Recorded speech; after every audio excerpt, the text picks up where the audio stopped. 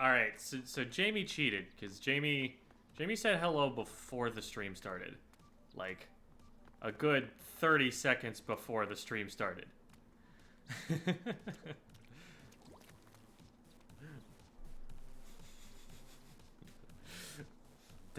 Devvy has been usurped. All right. And here's Devvy. And here's Avery. Hello. Hi. Hi. So Jamie has won the first war by posting before the stream was even up. Man, I shouldn't even shared my strategy. I'm pretty sure Devvy has done that before too. I actually haven't. It's usually as soon as I actually see it go live, that's when I send a message. I never do before.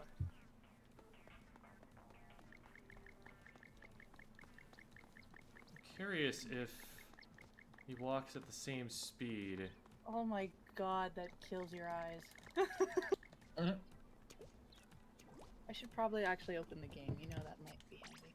Yeah, that's a good idea, I would say. It's I mean, optional. it's there. It's at least optional, I really. at least I haven't changed the game because I'm going to be changing game cartridges back and forth until you know that so-called doubles tournament that's coming up. All right. So league today. Oh, so Devvy actually made the league rotation maps. That's what those were for. I literally did those 10 minutes ago, and I'm just like, you know, it'd be smart if I actually did the league rotation maps. Cool. We will we'll wait for just a second because I think we can get Phia in here, and that would make 4. Oh, Pog. Hi, Phia. Hiya. Okay, I don't so know if you wanted to go over aim stuff either, because I was looking back at the DM at what you all wanted, and it's just like, okay, well, aim stuff, I guess, maybe too. We will do that after league. Okay. So I don't. It's still showing me 0 viewers, which is obviously incorrect because multiple people have already posted in the chat. I see 5. Cool. I'm just trying to get a sense of when the majority of people have shown up so we can actually explain the concept here. For now, I think we should just start with some League and just play some games.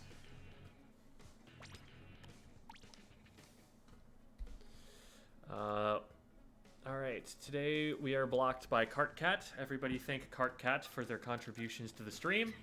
Thank you, Cassie. Very cool. This is Cassie the CartCat. She is very good.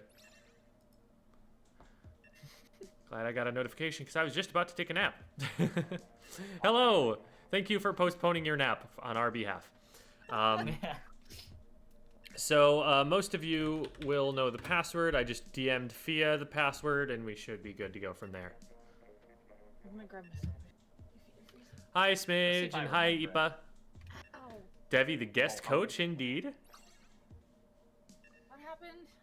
Jamie's like, ha, I took my nap during class. Don't recommend that strategy.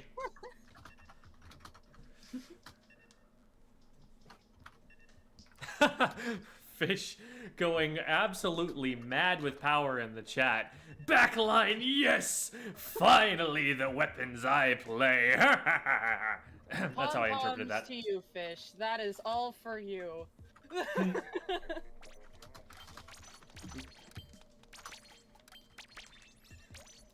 Oh, Eurobeat is gonna really help my playing today, I feel. Like, I could just feel this, like, intense music. It's gonna help out a lot. Figure out what we want. Probably this. Yeah, that looks pretty good. Mid-range. Yeah, I do not want to leave the league battle. No, thank you. I'll just go. I could also go K-Pro, but I'm not liking the look of the paint situation then, so I'll stay this. Where are my devil horns? I know I have devil horns. There they are. Did a little rank today with your alt. Awesome. And probably that. So mad I'm gonna miss half an hour of the stream because of dinner. Don't be mad at eating food. Eating food is fine. It's good for you. Why aren't I playing Backline? Because I don't play Backline. Phia is playing Backline, and if I were to play Backline, I would be stepping on Phia's feet. That's how it tends to work usually if you're not experienced with it and you only know the basic spots. So I find that's the hardest thing in solo queue and stuff like that. You come across a second backliner and they don't know how to crossfire with you, and it drives me nuts. Yeah, that's something that we will be talking about, positioning as a backliner, and especially how to handle that awkward situation. Double backline has never really been meta, but there are definitely ways to deal with it, and you have to figure out how to deal with it if you're in a position where you need it. So, speaking of juniors... I want my Hydra. I want it so bad here for armor shred. But I see they're two customs, not two whatchamacallits, but... there's only one armor. There's two. We're also dealing with bubbles and rain. Missling all four. They're rotating to mid, I think? At least some of them are. Hard to say. Nope, they're on top of me.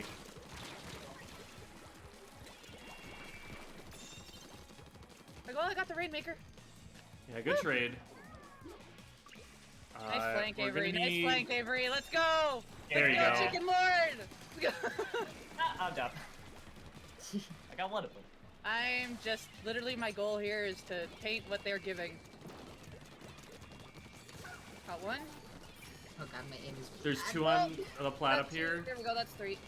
Third one's right below. Third one's running way behind the Rainmaker.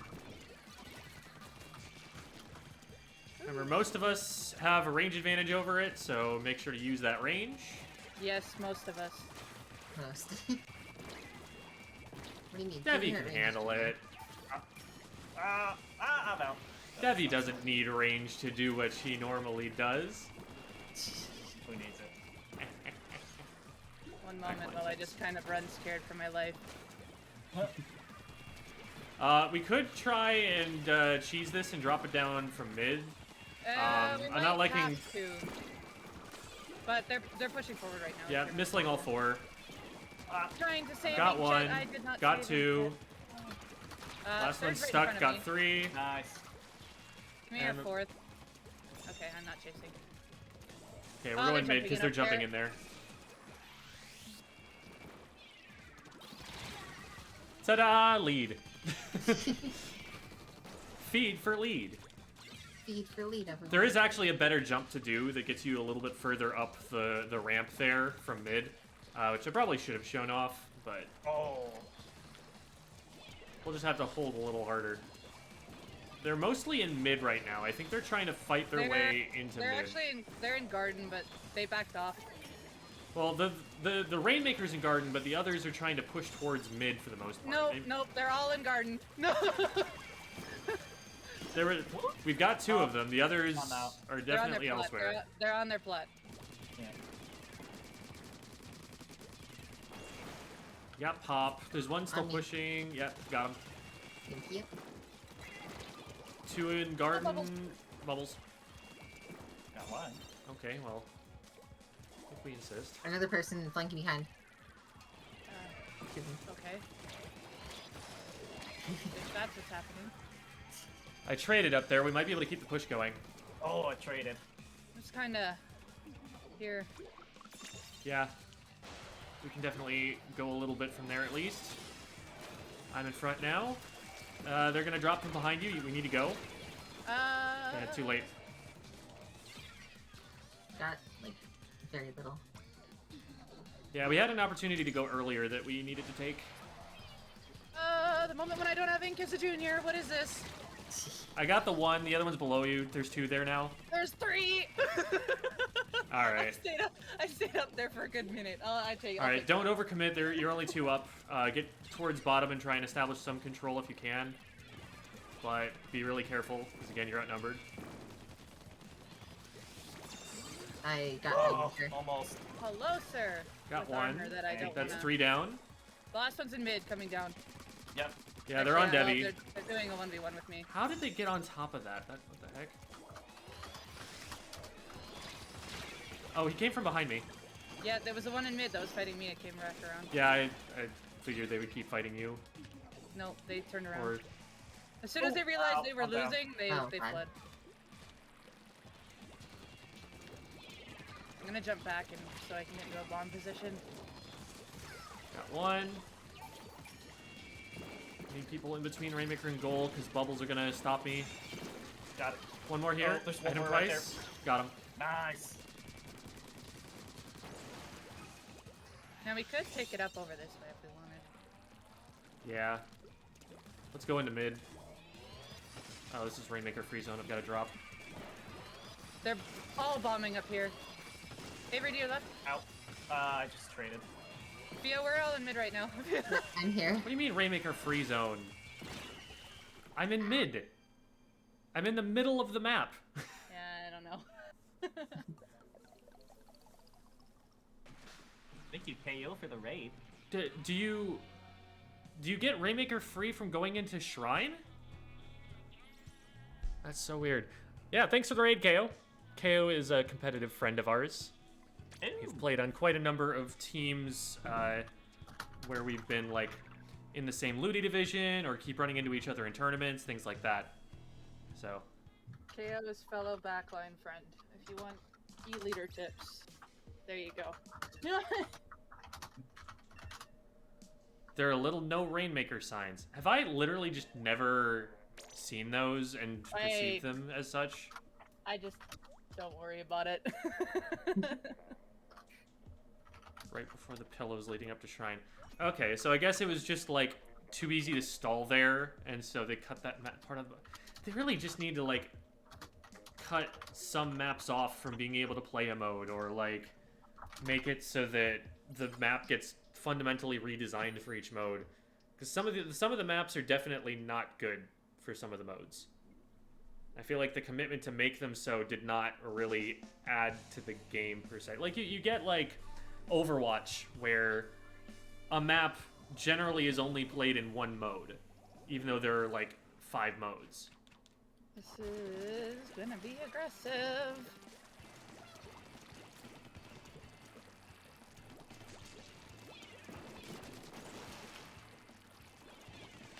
No, they're not playing super aggressive. Just kind of sitting behind mid and not doing an awful lot. Let's go. Good picks. One box, Thank still you. behind the box. They jumped out. There's a wall here. Out. And we're... Okay. There's one flanking. From the yeah, lat side. We all focused on that, and then they just rushed from in front. Out. There's a brush on me on the left. Yeah, you need to Just get out of there. I'm fine. It just went around and went to Well, Rainmaker, but I'm gonna jump back now. You're gonna be out of position, yeah. That's why I moved. What are we doing here? Missiles. Brush is just gonna... I made him They're splash aware down. that I'm here at all. Oh, Now they are. There you brush is go. down. They're going into closed. Got him. Nice. Last one's in mid. I missiled them. There. I bombed them back to the right, and they were missiled back. I have mid basically painted. I have half of it. Oh, they came. Didn't kite back quick enough. Brush in mid. I hit them. They're very weak. Got Nice. him. One right next to the box. Okay, gal. Okay, Rainmaker's gonna reset. Watch out for missiles I behind got the Devvy. gal. I went forward. Yeah, that's good. Somebody on left, maybe? Oh, there's one top right. Got one. Top right. They're dropping on me on right. I'm gonna go down here. If we don't, there we go. Okay. Woo. I'll grab. All right, missiling forward. Let's go. Up the ramp. Up the ramp. We got one. There's 2 top right. Got I'm one. very weak. Got the other. Oh, I missed my run speed. The other one's behind the coming out left. I missed the bonk. No, Out. I'm out. I didn't get it to 11. I don't think they're gonna know about that at this level. I know, but it was one more extra point. I missed the bonk. I did it. Hi, too far. Mocha. We haven't started the VOD review yet, no. Woo! Obviously, we are playing Squid Game. Are closed. Wait, we're playing Squid Game? Nice.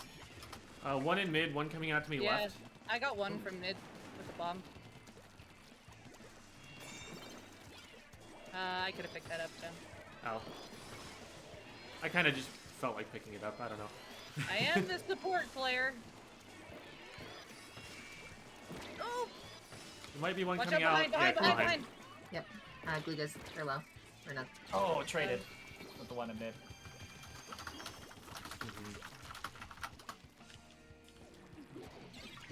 Yeah, because on this map, it's much better to have your slaying power forward, because all I can really do is chuck bombs. Watch out for all the missiles! Nice, Phia. Oh! Wait, Hold on! what was that? Hold on! The booyah bomb landed before it actually exploded. What? What? And then the Gagal DC'd. Oh my god, I clipped that. Oh my god. Just instant booyah bomb painted her feet, and then the booyah bomb lands. Excuse me? That seems a little unfair. It's a little bit, I got one. Oh, watch out.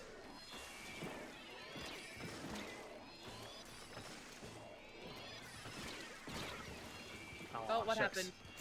They burst bombed me. They did not missile me from here? They got me instead. All of them. Get out.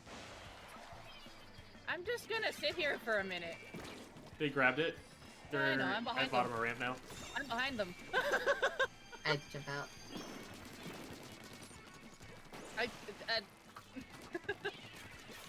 Man. Try it again. That's one.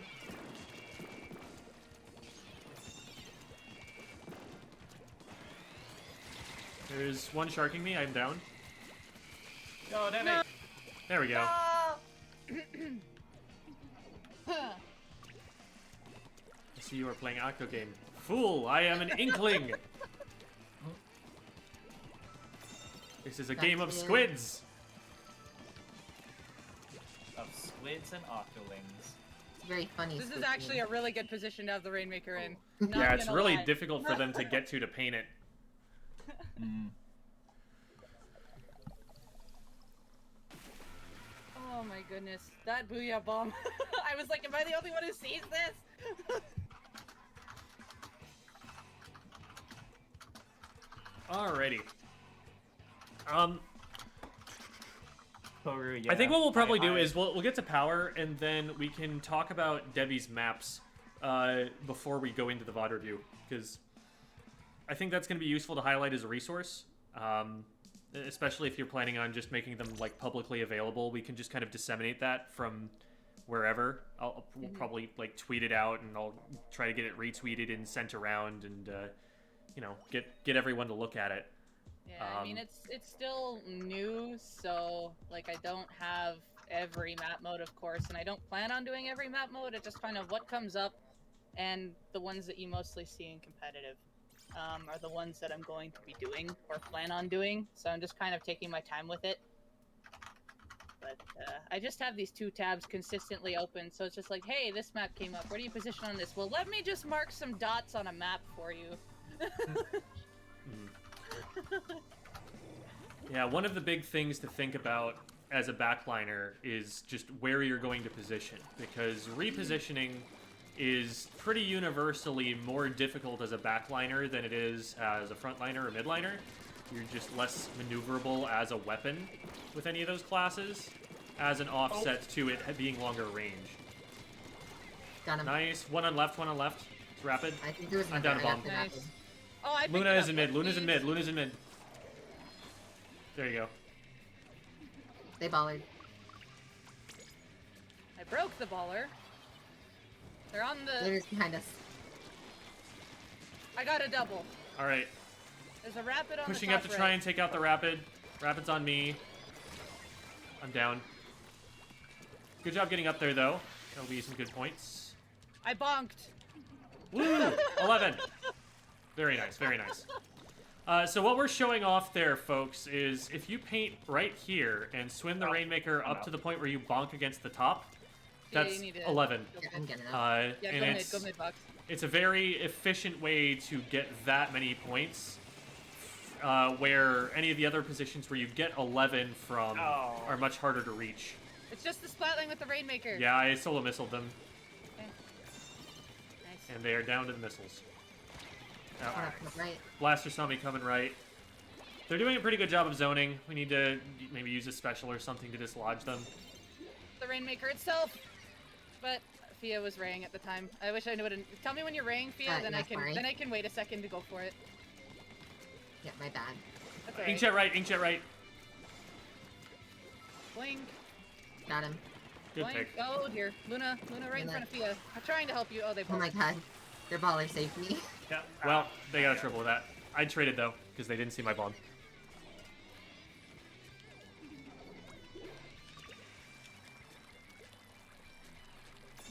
I got a That blaster one. trying to rush me. No, that was a splash. Nice, Phia. There's one behind That's their two box, down. one top right. One their Both box now on blasters. top of it. Box left and top right. I'm flanking right. There's two here, heavy and rapid. Rapid backed up, Oh. heavy's down. Got the got me. Luna. Yeah, I know. Jem, I'm gonna come Got up to you. inkjet. I'm coming up to you.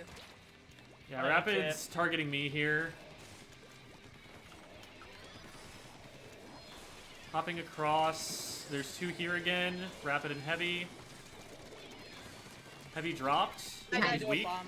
Yeah, there was one behind and bomb. Heavy down. I missiled the rapid. They're still in front though. Luna and rapid together. Avery, watch out. Oh. Yep.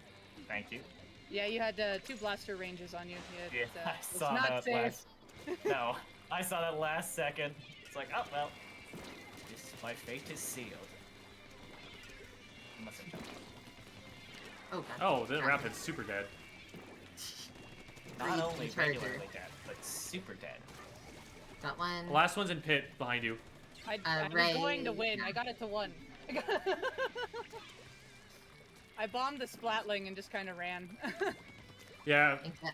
I was calling that specifically so that you would just go. Yep, I did. Like, they are not in position. Once I heard you say that, I'm just like, maybe they're not watching this? Oh, I died to a Nope. bomb. Got one. Luna on me, probably should get me, but didn't. Yeah, you're the only one far forward, so heads up. Oh god. This is Phia fine. down. Got me. That's Okay, three. got you Yeah. down.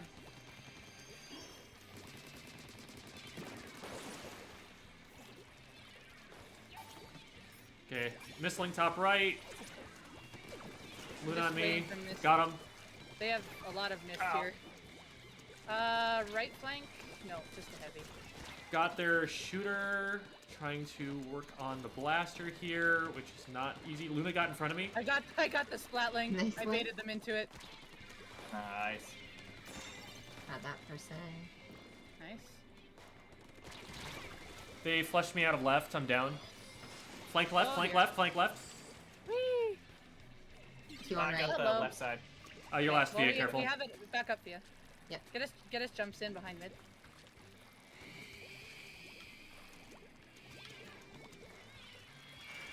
Okay, we have one out their box. One Blaster right mid, there. mid, mid, right. Rapid on the ramp. Okay. Raying right now. I'm just pushing top right. I'm just keeping paint control here from below. Bomb. Left, left, left. Rapid Yep, oh, down. there's a Splatling Luna here. in pit. Luna my Got the ouch. Splatling. That's three of them. Yeah, they're not here. That's game. Luna didn't even try to Nice. paint the shield or anything. I see that. Splatling took a really aggressive, non-traditional at the very end there, and I'm just like, excuse me? I need to start preparing human school lessons explicitly because people just keep redeeming that one. Or just pause Get a it whole if you haven't curriculum set up. Right. Like. Oh, goodness. Man, I use a lot of that stuff in my day-to-day work. Like, I do a lot of copy editing for the company. So, like, today, I had a 6-page article that my boss wrote that I copy edited for a blog. And, like, so I'm thinking all the time about comma rules.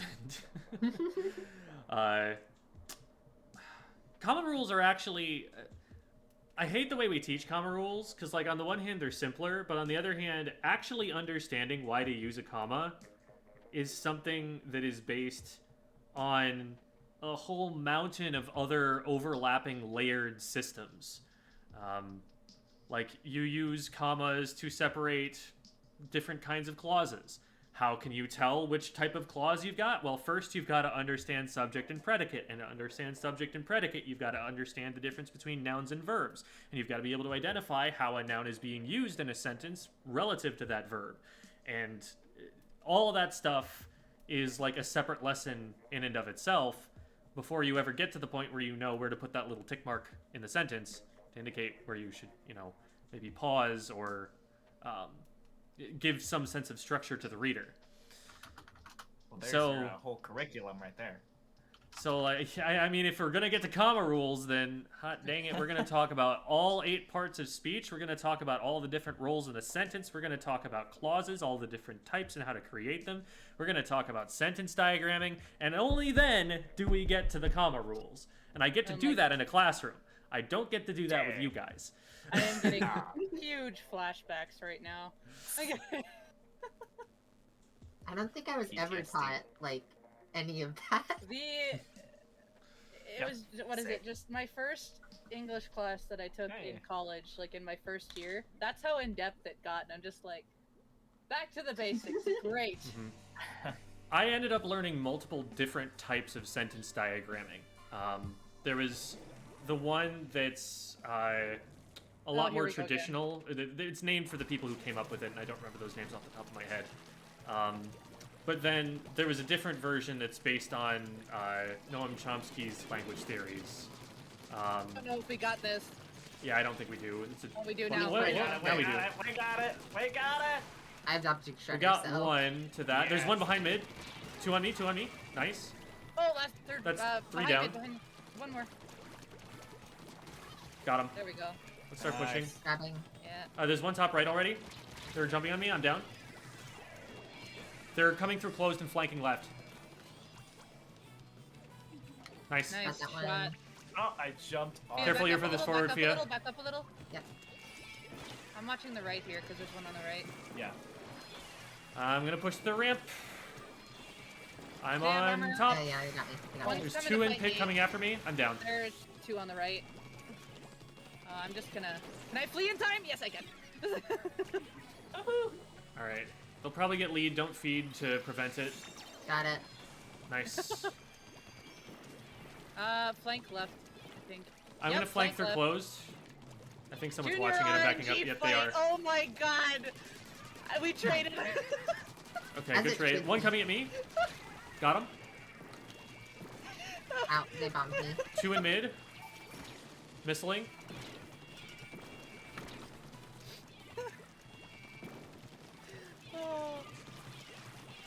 Junior 1v1 Oh, chicken got me.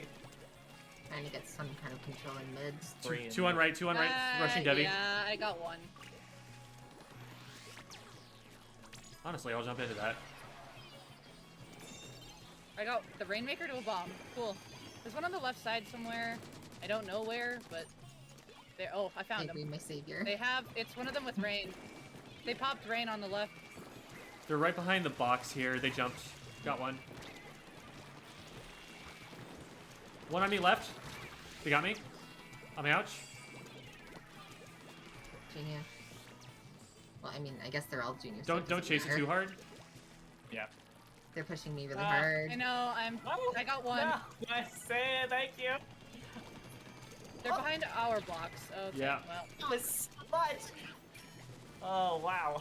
Missling. The one coming at you, Devvy, and one at me in mid. I traded. Alright. I got. I'd say, Jem, maybe work with me on the right a little bit, because then if you get the opportunity, you can come around them and flank them. Rainmaker.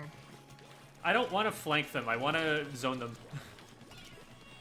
If I get on top of them, then they have a better chance of winning than if they're out of my range. Alright. Missling, they're going to push back to their pits. I'm going to flank right and see if I can get angles. I'm in Jenny. There's 2 up there, Jem. No, Yeah. left.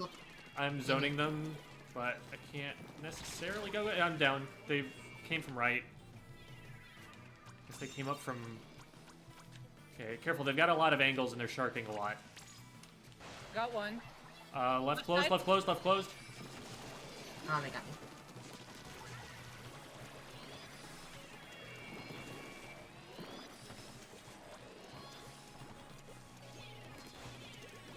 There's one right above, but I think we might be able to push it left.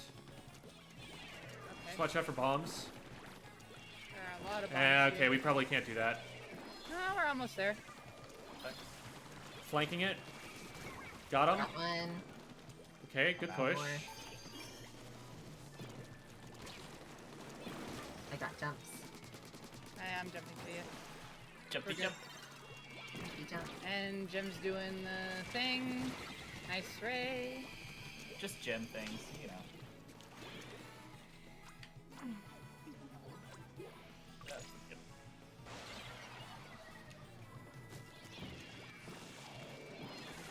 They're resetting. I'm down. Oh. I almost won a 1v2 Oh, right. against 2 players with armor. That was so many shots that hit. I got one. 2 are chasing me.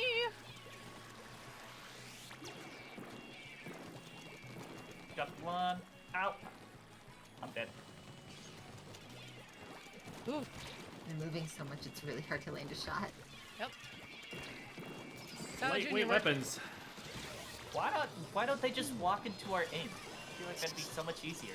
It would, truly. Oh boy, we're wiped. I should have jumped back sooner. That's gonna be that's lead. Not No, necessarily. it's not lead. Never mind. I forgot that Jem pushed it up some more. Never mind. We're okay? No, we're not. Yeah. Good stop. We got it. As long as that flank works, we're good. If Yeah, not, no, then yeah, we I- lose. From I, above. I totally forgot you pushed it forward to further, so it was just like, we gotta stop it before it gets on plat. Yeah, So I've got to I be was like, oh, right that's back. lead. And then I looked up, I'm like, oh, wait a second. Jem pushed it up more. Octo School, I had to pay $20 and actually play the game to get the Octoling respect them. I'll be right back. I have to do something real quick. Okay. All right. In that case, this would be a good time to talk about the maps that Devvy's creating, because I think they're pretty cool, and I would like to highlight them and probably try to peer pressure Devvy into finishing out the map list with them, because I think they're that cool. So.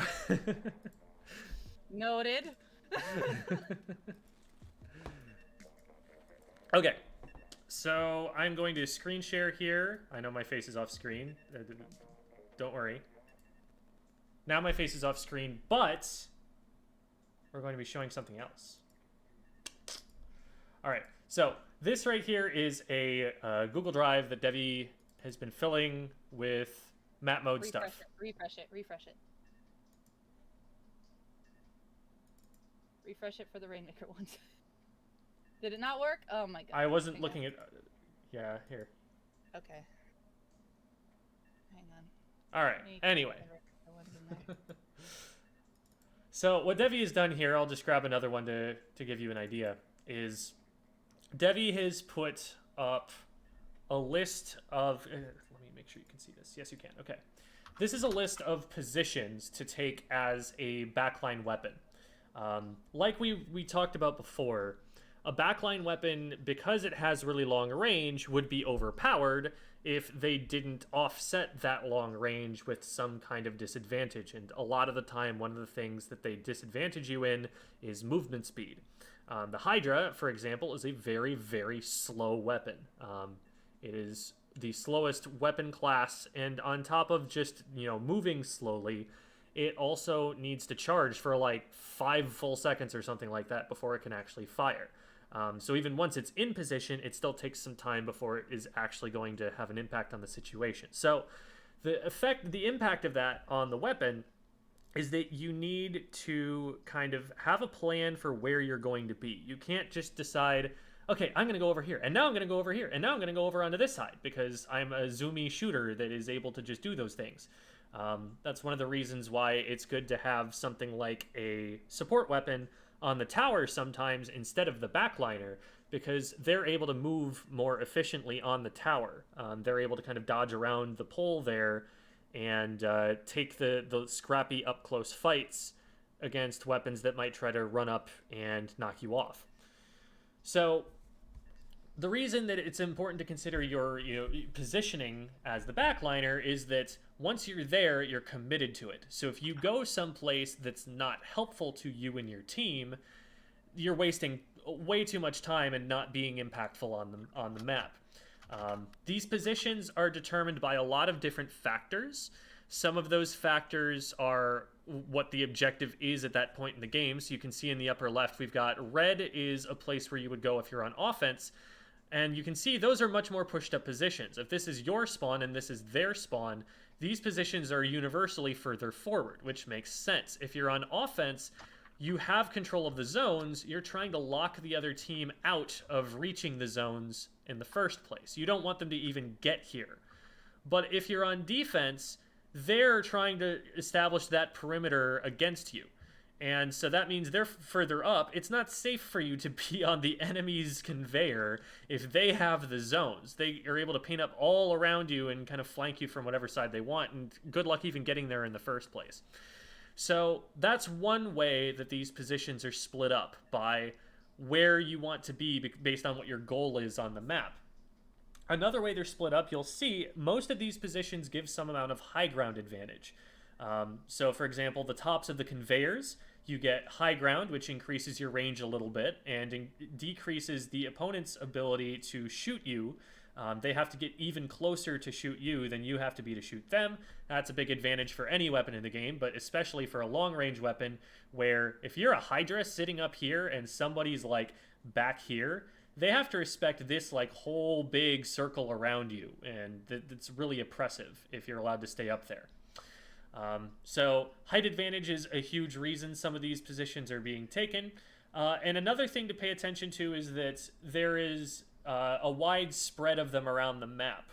You can take positions based on where the rest of your team is going. So this position here on bump is a pretty good, more aggressive kind of defense position for trying to retake the zones back and apply pressure to the left conveyor. But if your entire team is on the left, this might not be the place you want to go, because then there's no crossfire. You might actually want to take a position on the right so that if they're fighting your team, you have their back and you can hit them from maybe here. So you kind of want to play around the rest of your team. You don't want to completely abandon your team. You don't want to be on left bump when your entire team is on right bump, because then you're just too easy to isolate. But it's always good to be taking positions that force your opponent to look in two different directions. You want them fighting a two-front war. You'll learn about that in history class when you talk about World War II. The other distinction to make here is these blue positions that Devvy has put in here. These are... Devvy is known among our circle for taking some very unorthodox positions on the Hydra. And there's a good reason to take positions that are unorthodox. There's a good position to go... a good argument for going counter-meta a lot of the time. The way that Ham, who was our coach for a while, put it, once you roll out into a match against, high-level teams playing meta comps, you know where the enemy backliner is going to be. It is one of two positions, and you can probably determine which one they've taken based on ink on the ground. So, by the time you get into mid, you already know what position you have to be looking out for if they're playing traditional positions that offer them a lot of benefit in most situations. But if you take a position that people don't expect, that can be a good mix-up that gets you a crucial pick in an important situation. No matter how stupid something is, if the other team isn't expecting it, it can still work. And these are positions that are not entirely stupid either. These are positions where, we've made it work quite a few times, and they're actually quite successful if you don't just, over-rely on them and go there every single time. So, for example, this position on the right here is something that, it's a set play that Devvy and I have had for years now, where we'll have our frontliner, usually me, sometimes Cookie, roll out on the right-hand side and start skirmishing in this area here, around this inflatable, around this pillow. That draws usually two players' attention from over here. They see, oh, hey, there's only one person trying to push in this direction. Let's take the 2v1 and fight them. Then Devvy, in all of her majesty, appears on top of the conveyor here and rains fire down upon them and smites them. This happens very, very often to result in a pick right on the rollout, right at the very beginning of the match. It's a super successful position for us a lot of the time. Now, one of the reasons that it's non-traditional is that it takes the Hydra off of high ground for a while. And if this fight doesn't go well and I get overwhelmed before Devvy can get into position, then she's just going to get swamped by 2 people. So it's very situational. That's an important word when you talk about the metagame of any game, really. Situational. There are times where it is good. But most of the positions that Devvy will put on here are positions that are good almost all of the time, or in situations that come up an awful lot.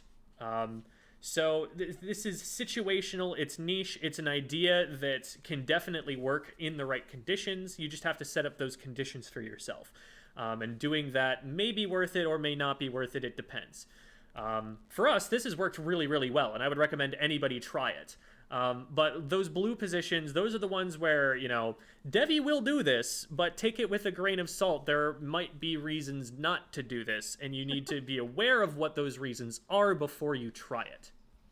You really have to be aware of the map, and like even if you don't successfully score a pick off of these non-traditional positions, the other thing that it does, especially on piranha zones, especially like big time, is that it pushes your opponent away from their own zone so you can quickly cap it and then trap them under their clam goal.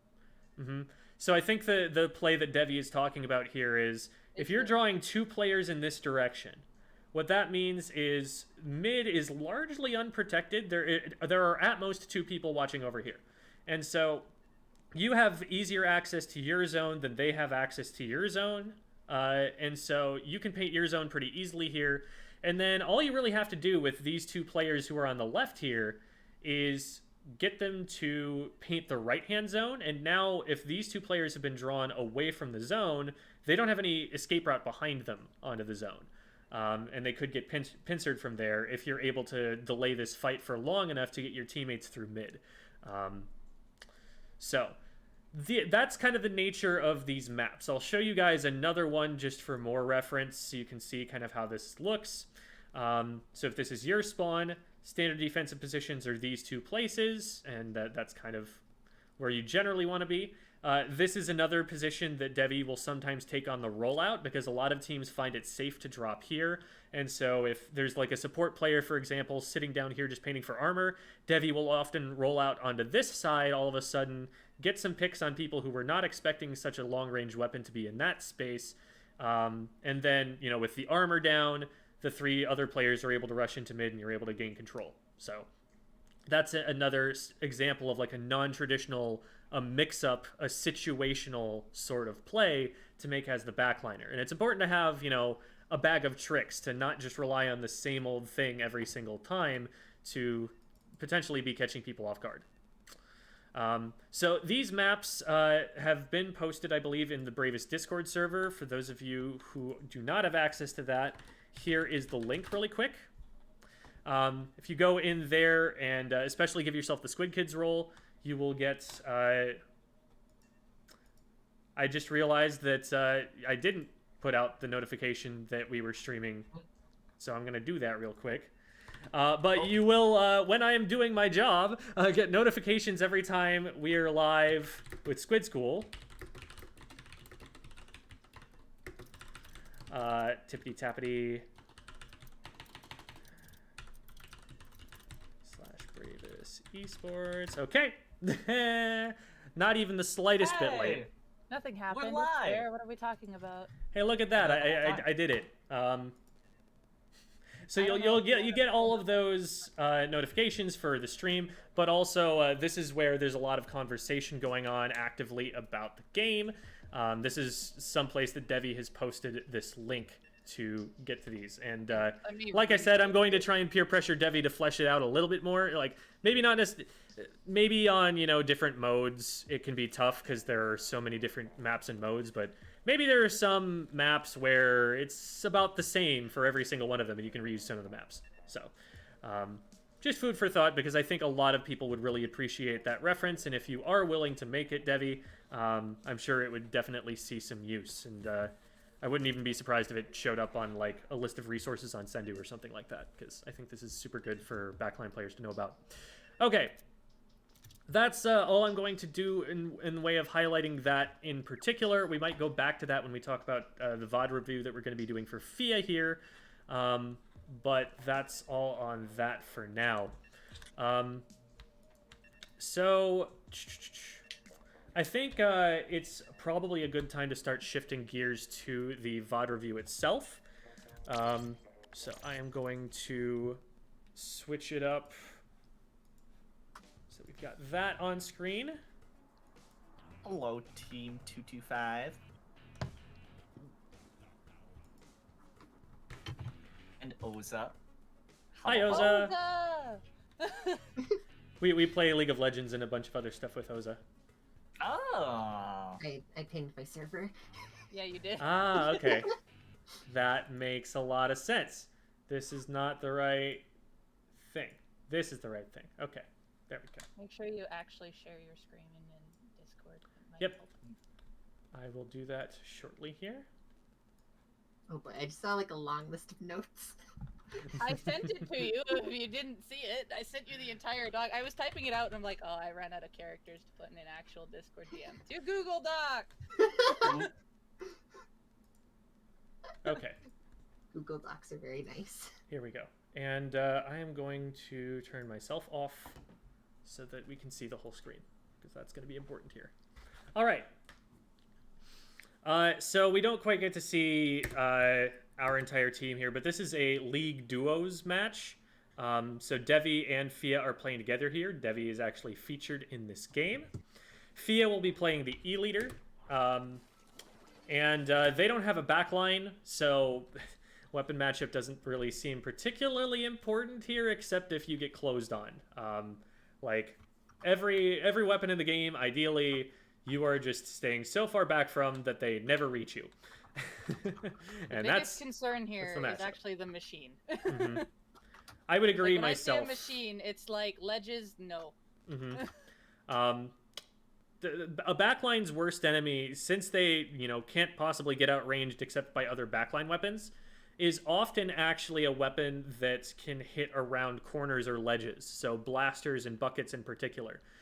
Weapons like that, and obviously, with something like a fast splatling, you have to watch out for fall off sometimes, but weapons like these that can hit up over ledges can take away the advantage that you have with cover sometimes. Because sometimes a backline player, rather than relying on their range, is going to rely on cover to keep themselves safe.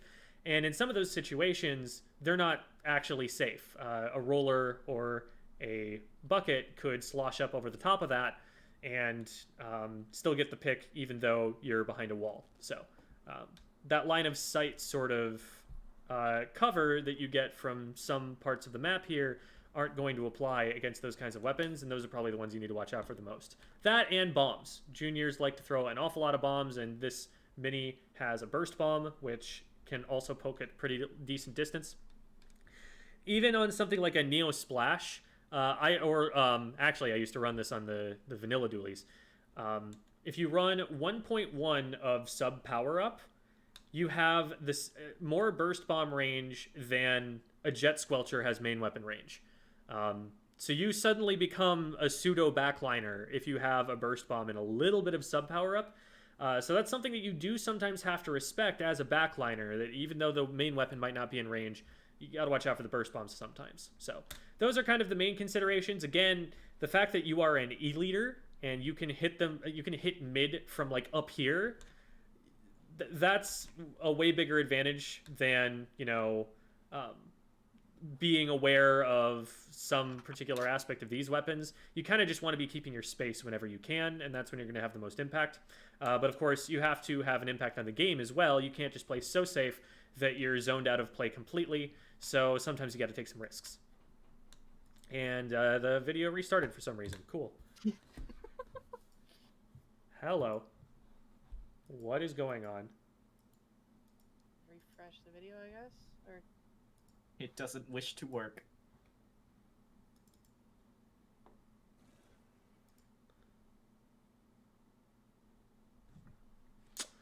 Oh, buffering. How we love you. Okay, there we go. You just have to express admiration for it and it'll work. Okay, let's do this. Compliments So now we have always work. All right, so we Oh, start what off. shot. Beautiful first pick. The So- pause is perfect. For all of you newer backline players, something that I want to point out about this charger play is that Phia is using this block to hide the laser until it's time to take the shot. So it's a lot harder to see Phia if you're the enemy team, because the laser isn't actually showing exactly where Phia is looking. So she's doing a really good job of being as stealthy as she possibly can be. Now, as the enemy team, you should still see at least this flash right here. And that's something that I, as a frontline player, have grown to rely on more and more. I don't even care about lasers anymore. Lasers are a trick that the backliner is using to run you around like a cat with a laser pointer. You want to look at the light that is on the back of their weapon. That is what will actually tell you, here is where they are, and here is what I have to worry about. Because if you are in range of this charger and in their line of sight, I don't care where they're looking, you're in danger.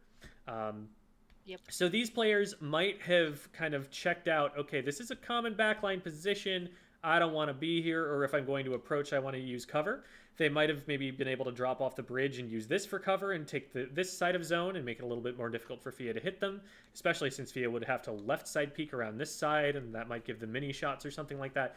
There are ways to get into mid while still respecting the charger's laser here, okay? You don't have to be completely shut out of mid, but you have to be aware that someone could take a shot from here, especially if they haven't shot yet. And so this Dooley's play... This isn't a Dooley's player. What are they playing? Is it the junior or something? Must be the junior. The junior, yeah. Yeah. So this junior is definitely out of position against a team that has an E-leader on it. This is one of the reasons that it's really important to check the map, or check the heads-up display, and, you know, check what weapons they have and see what they're building and stuff before the match. Because if you know there's an E-leader in play, you know that this is a really bad place to be right now. Pew pew. Oh, it's like the machine. Oh, it's actually the machine. Okay. Oh, they were holding a fizzy in their hands. That's why it was smaller than the That makes bucket. more sense. Yeah, okay. Okay, so the mini drops here, but they are already being swamped by your teammates, and so this should be a relatively easy pick, even if you miss, and that's exactly what happens. Perfect. So they're 3 down here, which is awesome. And now you're taking this position over here. Let me take a quick look. So again, aiming at cover rather than at an opponent to hide the laser a little bit. Now, they're already retreating back to here, and so you're not going to get shots anymore since they're behind cover, unless they pop up over the top here, which would be silly. And at that point, you know, something longer range could actually probably hit you across the way. They so pop that's over the top there. also something to worry about. Yep, that's exactly what happens.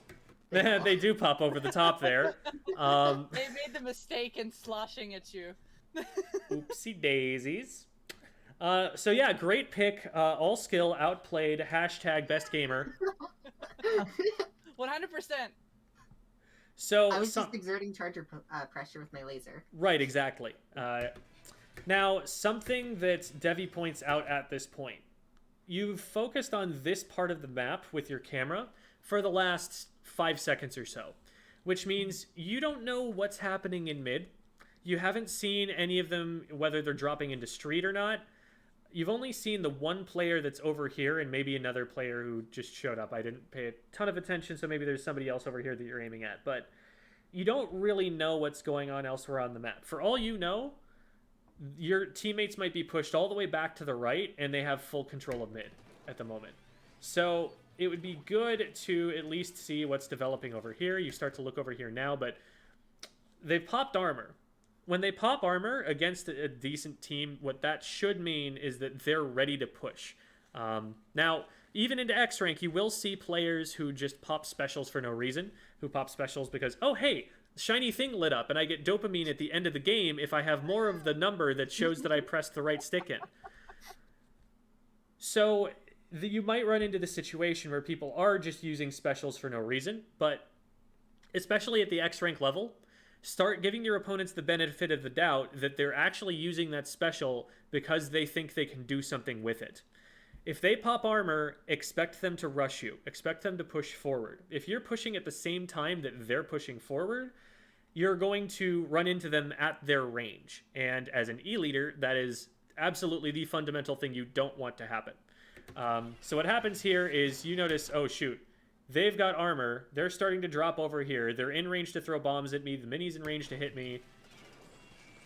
And then they launch missiles.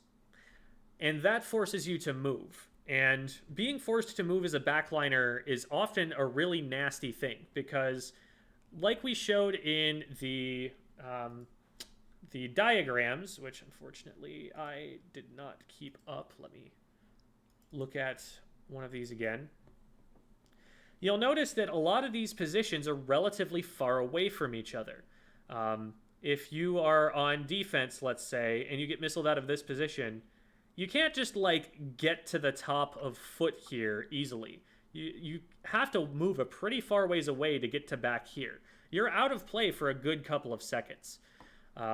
So something like missiles is really strong for specifically neutralizing backline players, forcing them to get out of the positions that they're in and make them not be useful for a good 5 seconds or so after that happens to them. 5 seconds is an eternity in this game. That's like about 10 points off the clock. That is the amount of time that it takes to move probably from about here to all the way to the other side of the stage. Like, 5 seconds is a lot. And so it's a miracle that the baller by itself doesn't get you here. But at this point, we need to just be jumping out. Like, dropping the mine there that made you visible, we're just in a lot of trouble at this point. And it is the junior's fault that you get out, is how I'm going to word that. The junior could have gotten you. The roller's baller could have gotten you. At that point, you were dead to rights. Yeah. Now, hey, remember what I said earlier about the dopamine hit you get from using special a lot? You're the only person alive right now on your team. So even if... And so one thing that I actually kind of do like that you do here is you pop it right in front of you on the floor instead of throwing it all the way out to zone. On this map, the only thing that you're realistically trying to use the rain on is the zone. You might be trying to, like... I think a stronger position to use rain from is if you're over here and use it like in this direction, because that way it's actually having an impact for longer. It's not just wasting half of its runtime out over the water. But you kind of want it on the zone, right? And so if you pop it here, it's going to take like 3 or 4 seconds before it actually gets to the zone. And maybe that gives your teammates a little bit of time to get up and try and do something with it, but I still think this is much too early. It's going to paint the zone a little bit, tick a little bit. They're going to paint it up, and it's not going to actually have any impact on the rest of the game. When you could have used that to help push in. My thought here was kind of just, let's see if I can at least get control away from them, because E-leader shots do cover quite a bit, so rain plus E-leader shots are usually enough. But then I also saw this person, Yes, I think I also made a note here where you're here. You don't really know where people are except this mini. There could be a machine right in front of you for all we know. Yeah.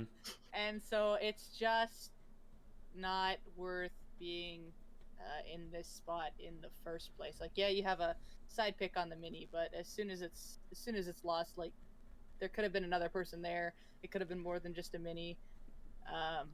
It could have waited for a couple other teammates to maybe take the other side. I don't know where the 96 and the tent were. I know I'm respawning at the moment. I think they're taking the right, which is why the mini's view is over there. But this is the number one spot people expect the backline to go to as soon as they respawn. So usually there is somebody waiting right in front of this snipe to get you with fall off. Yeah, a better spot probably would have been that wall right to the right of me, because it would have been slightly out of their range. You do take it later on a few times, and it does help for as much time as you're given there. But yeah, the wall to the right would have definitely helped the other two that are trying to push from that side right now. And to answer the reason that we did this in the first place, to try and neutralize the zone, remember that you're the only one up, and they have 3 up. So if what will happen, an X rank lobby at a certain point is people will recognize, oh wait, the zone's being painted, and they will flock back to it and make sure that it can't be neutralized. Occasionally you'll catch someone not noticing and you'll be able to just kind of take it back for free, but you probably shouldn't expect for that to happen. And taking the risk that you are able to get that weighed against, you know, what ends up happening here, that's probably not going to be a safe bet. After you miss one shot, you have to expect they know where I am, and you need to think, can they hit me? Yeah. This entire like part was kind of just solo queue mindset. Mm-hmm. All right. So, and to be clear, it's a mindset that like happens because of solo queue.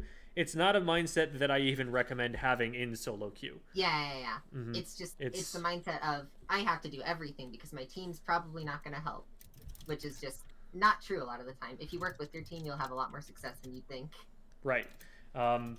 Even if, you know, you are the best player on your team, even if the rest of your team is C rank and you are X rank, you know, 2800 XP, if your teammate soaks up shots that should be aimed at you, it still helped you to be with your teammate.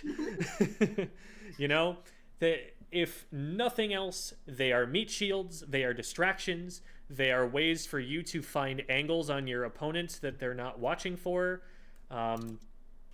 It's still helpful to have them with you, no matter how bad they are. So I'm not even going to address the toxic mindset of my teammates are bad. I'm just going to say, okay, even if they're bad, you can still use them somehow. All right, so we've taken this position top right. We're 2 down. This is your only teammate left. They are a tent, so they should have some survivability, but we're probably going to want to look to help them out a little bit. They're probably going to draw aggro. That's the one thing that a tent is really, really, really good at doing. And, you know, hey, here's a big wall. You should shoot this wall. Here's this tent shield. You should shoot this tent shield instead of doing literally anything else that's useful. That's what a tent does.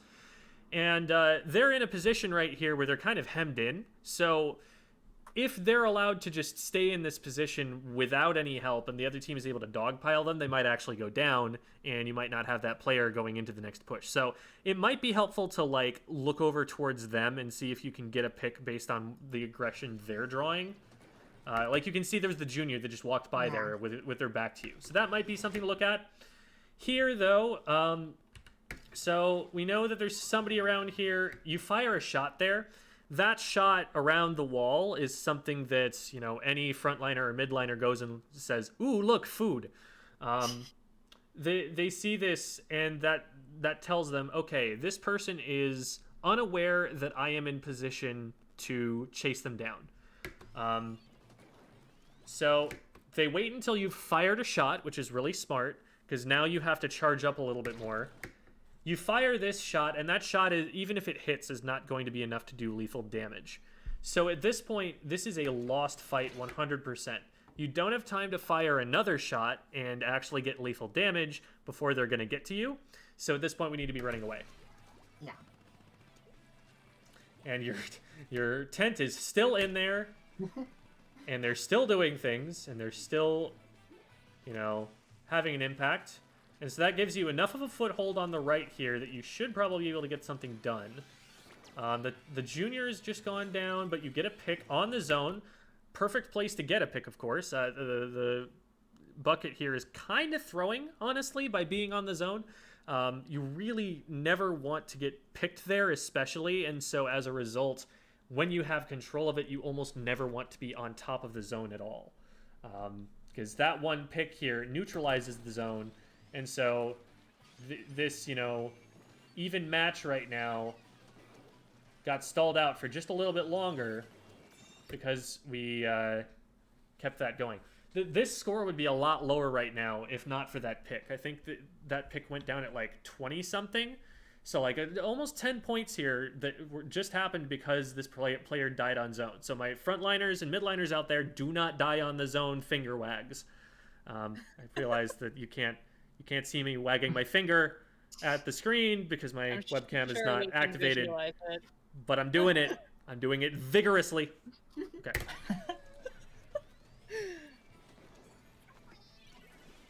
All right. So we got control of the zone. It looks like somebody is about to position to push mid here. You can see, you know, a bomb going this way. Any place that someone throws a bomb, it's either a place that they're scared of, or it's a place that they're about to push. And in this case, it probably means they're about to try and push it. They've got a lot of pink ink here, green ink here. The battle line is clearly right on the spot. So there's somebody over here that's looking to try and go to the right. And so I would say... I would probably wait just a second on throwing the rain, because if these guys all push to the right, the rain that I threw in this direction might actually be completely irrelevant to the fight. It might be that I actually need the rain over the zone instead to, you know, because if these guys all just kind of dogpile the one player you have in mid, this is the thing that might actually keep them off him. Now, I do like the idea of potentially throwing a zoning special like that behind a team in concept. Like, this is an excellent positioning for a Booyah Bomb, because it will force somebody who's here to either retreat and become irrelevant to the fight, or push way forward past where they feel like is safe into your team. That's the way that you usually want to use a Booyah Bomb, to split the enemy team up, to force them to decide between not mattering or just rushing in headlong recklessly. And so that's not necessarily a bad positioning for a zoning special in a vacuum. At this particular moment in time, the only person that you know is on zone is your 96, so it might be a little early, especially since the 96 is getting zoned away. So yeah, I think what I worried about actually does end up happening. The rain ends up not really doing anything at all, being where it is. Now, I'm actually really surprised that somebody comes up from the right-hand side. That's probably something that you could be map checking to see, but yeah. It's weird because you had teammates on the right. You knew that at least your 96 was there. You figure your tent was probably at least there for some amount of time. Let's see if there's an ouch that I missed. I'll throw that there. Your tent is still up. Now your tent goes down. I know I particularly said that I definitely did an oops and did not paint the right. So when I initially got in there, because I think I jumped in when I respawned, but I was like, oh my goodness, the right's not painted, and then this happens. Yeah, this is a wild flank. This is like really, really aggressive offense. So I don't entirely blame you for falling to this, because I'm just not seeing this. And the fizzy bomb also is beautifully placed to zone you into this player. They just kind of squeeze you from both sides. So this is a really smart flank on their part. Now, I think Devvy's criticism still holds in that you could have been map checking. We don't see a lot of map checks during this session here. Map checking is definitely one of the things that I struggled with this entire session of playing. Even right now, you're getting a lot less information from watching the mini than you are from just having your map open. Mm-hmm.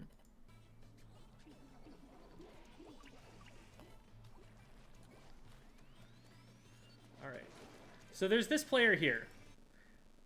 This player's annoying if you try to take street, but they're not actually having an impact on the zone. And you could probably be having an impact on the zone if you went out to the right, like on a big wall. Maybe if you were able to race them to the snipe position and actually get a charge in time, they would think twice about coming at you through street. I don't know if that's going to work out. That one would not work out, no. Gotcha. Because then there's that machine there. Going out top right side might be a way that you're not going to get completely zoned out by this, and the machine being here is really obnoxious. But what this also means is that the zone should be available to your teammates if they go out from the right here. I'm trying to see from that map check here. I think that is the plan at this point. I'm pretty sure I'm trying with the tent at this point. Sorry, I checked my map incredibly fast. So you have it open for...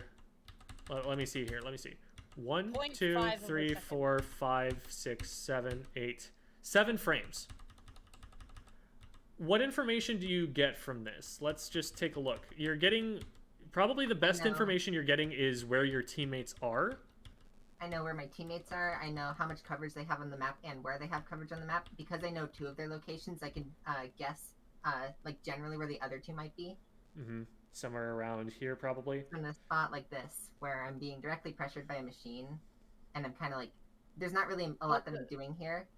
I want to like find a place where I can actually go to. So looking at the map for that long, at least for me, because I can check it that fast, is applicable. Yeah, like I can get from like a brief, like not even a second map check and see like, oh, our street's painted. There's got to be someone here. Mm-hmm. Done. So yeah, and that's good. Like, I personally, so with map checks, the mistake that everyone makes to start with, in part because they're not used to checking the map, is that they open the map for too long and try to get too much information, and they hold it open for like a full second or something. They end up blundering into a fight that they lose because they're literally just not looking at it. And obviously that's something that you have to avoid, and so that's something that you have to like be very quick about. I still think that it's useful to get that much information from the map when you can. And the way to get that, rather than holding it open, is flicking it open more than once. Yeah. So what I would recommend, and you know, Phia is probably a pretty quick reader, I would imagine. Phia's pretty slick, has a pretty good working brain, I would say. I have a charger, so I kind of have to react to things almost instantly. Phia's a charger, so therefore her IQ is above mere mortals. Anyway, so This is where we fight.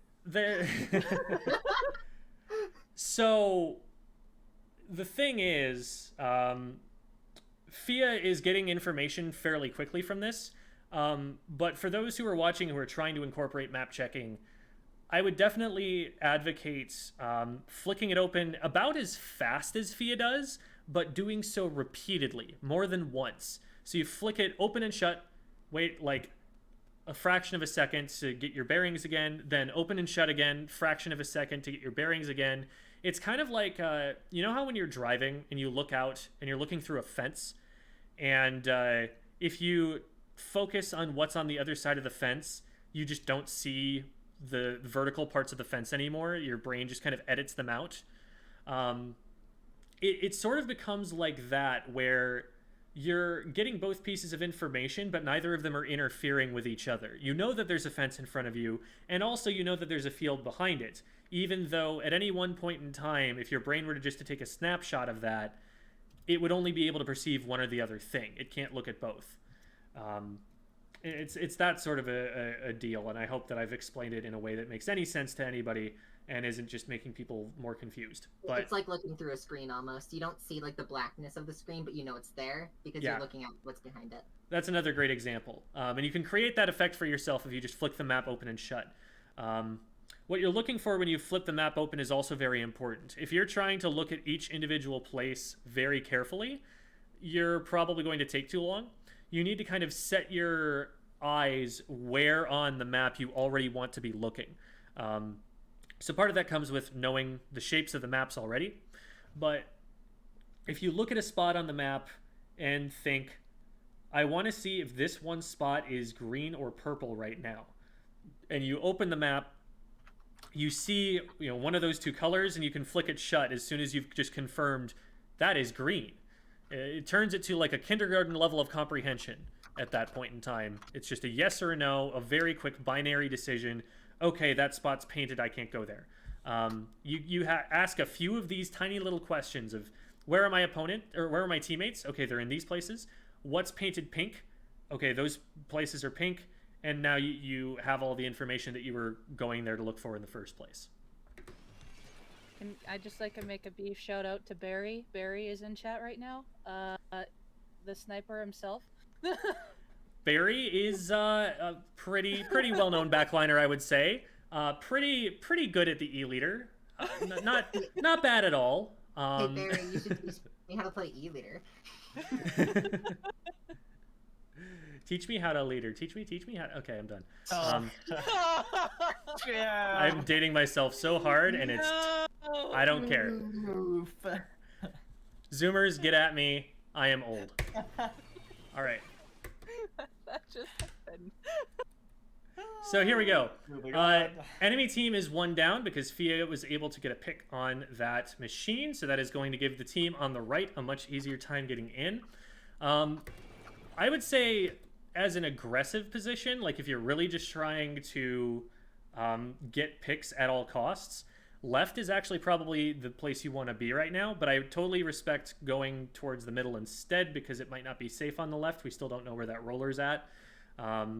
But the general idea, again, is 2 front war. You want them to be looking 2 different directions. You want to be shooting from 2 different directions. You want to take away cover from them by looking at that cover from opposite directions. So being on the left might give you more shots, but this is still a pretty good spot. You can see a lot. You end up getting a pick on the zone, which is awesome. Probably saves the game there. Oh, beautiful, beautiful. Yeah, all right. So it works out either way. I made a note that this was so key to get those 2 picks because it helped me in the tent out so much because like I saw our teammate die into a bomb early on. I'm like, okay, now it's just me in the tent and Phia's range, so we have to make sure either Phia gets picks from afar or I have to try to do something with this tent shield, and Phia ended up getting 2 and I'm like, thank you. So a reason that I stand over like there is because my team is there. I'm able to get a better view of like what's actually directly threatening them. Whereas on left, it's a little bit harder for me to tell. Just yeah, based that's on, a good point. Looking at enemies' line of sights. And I like that thinking as well. Unfortunate that you just like noticed this too late to take the shot. That'll happen sometimes. That's not, you know, something that you probably could have done anything about because you were already on your way off of the block by the time you noticed. So don't feel too bad about that. Using the wall is great, but I definitely want to see you retreating from here once the wall is down.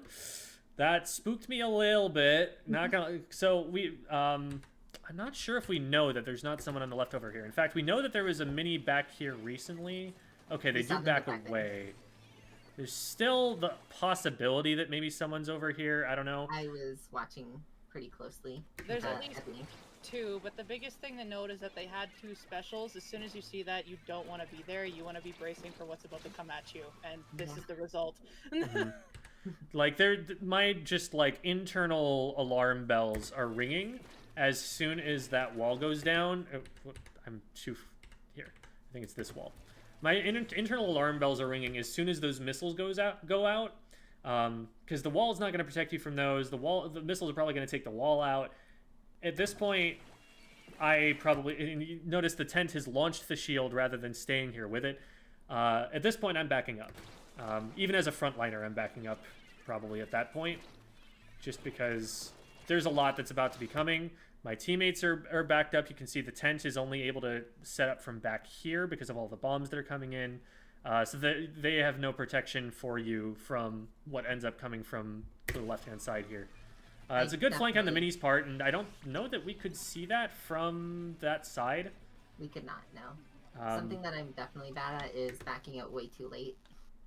Because I'll get in so many situations, at least so many more than I should, where I've missed a shot, or there's just no shot to take, and I'm still standing there trying to go for something. Mm-hmm. This is not a Gwen is immune situation. Gwen is not immune in this case. That's a League of Legends reference.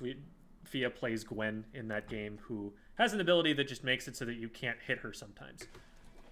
Oh.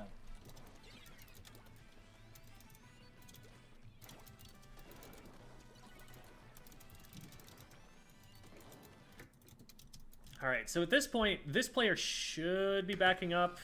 Yeah, they back up and respect that you're there.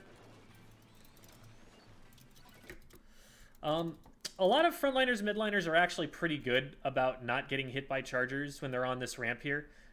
Sometimes if like your team is going to be able to force them up, you might be able to get a shot off, but from here, they're actually pretty safe from you, I would say, unless they try to actually push across. Which, unfortunately, they do as soon as you move. And at this point, you don't have a lot you can do. You can hit this player, right? But I guess if you get the lethal shot, it might get through their armor. But getting the lethal shot right here is hard. Shot doesn't kill. I don't have object shredder, and I don't have any clue how much damage they've like taken under the armor. So there's no guarantee that the shot kills. So Gotcha. I took the shot there, kind of just like to push them back and maybe get the second one because I've still got like space. Mm-hmm.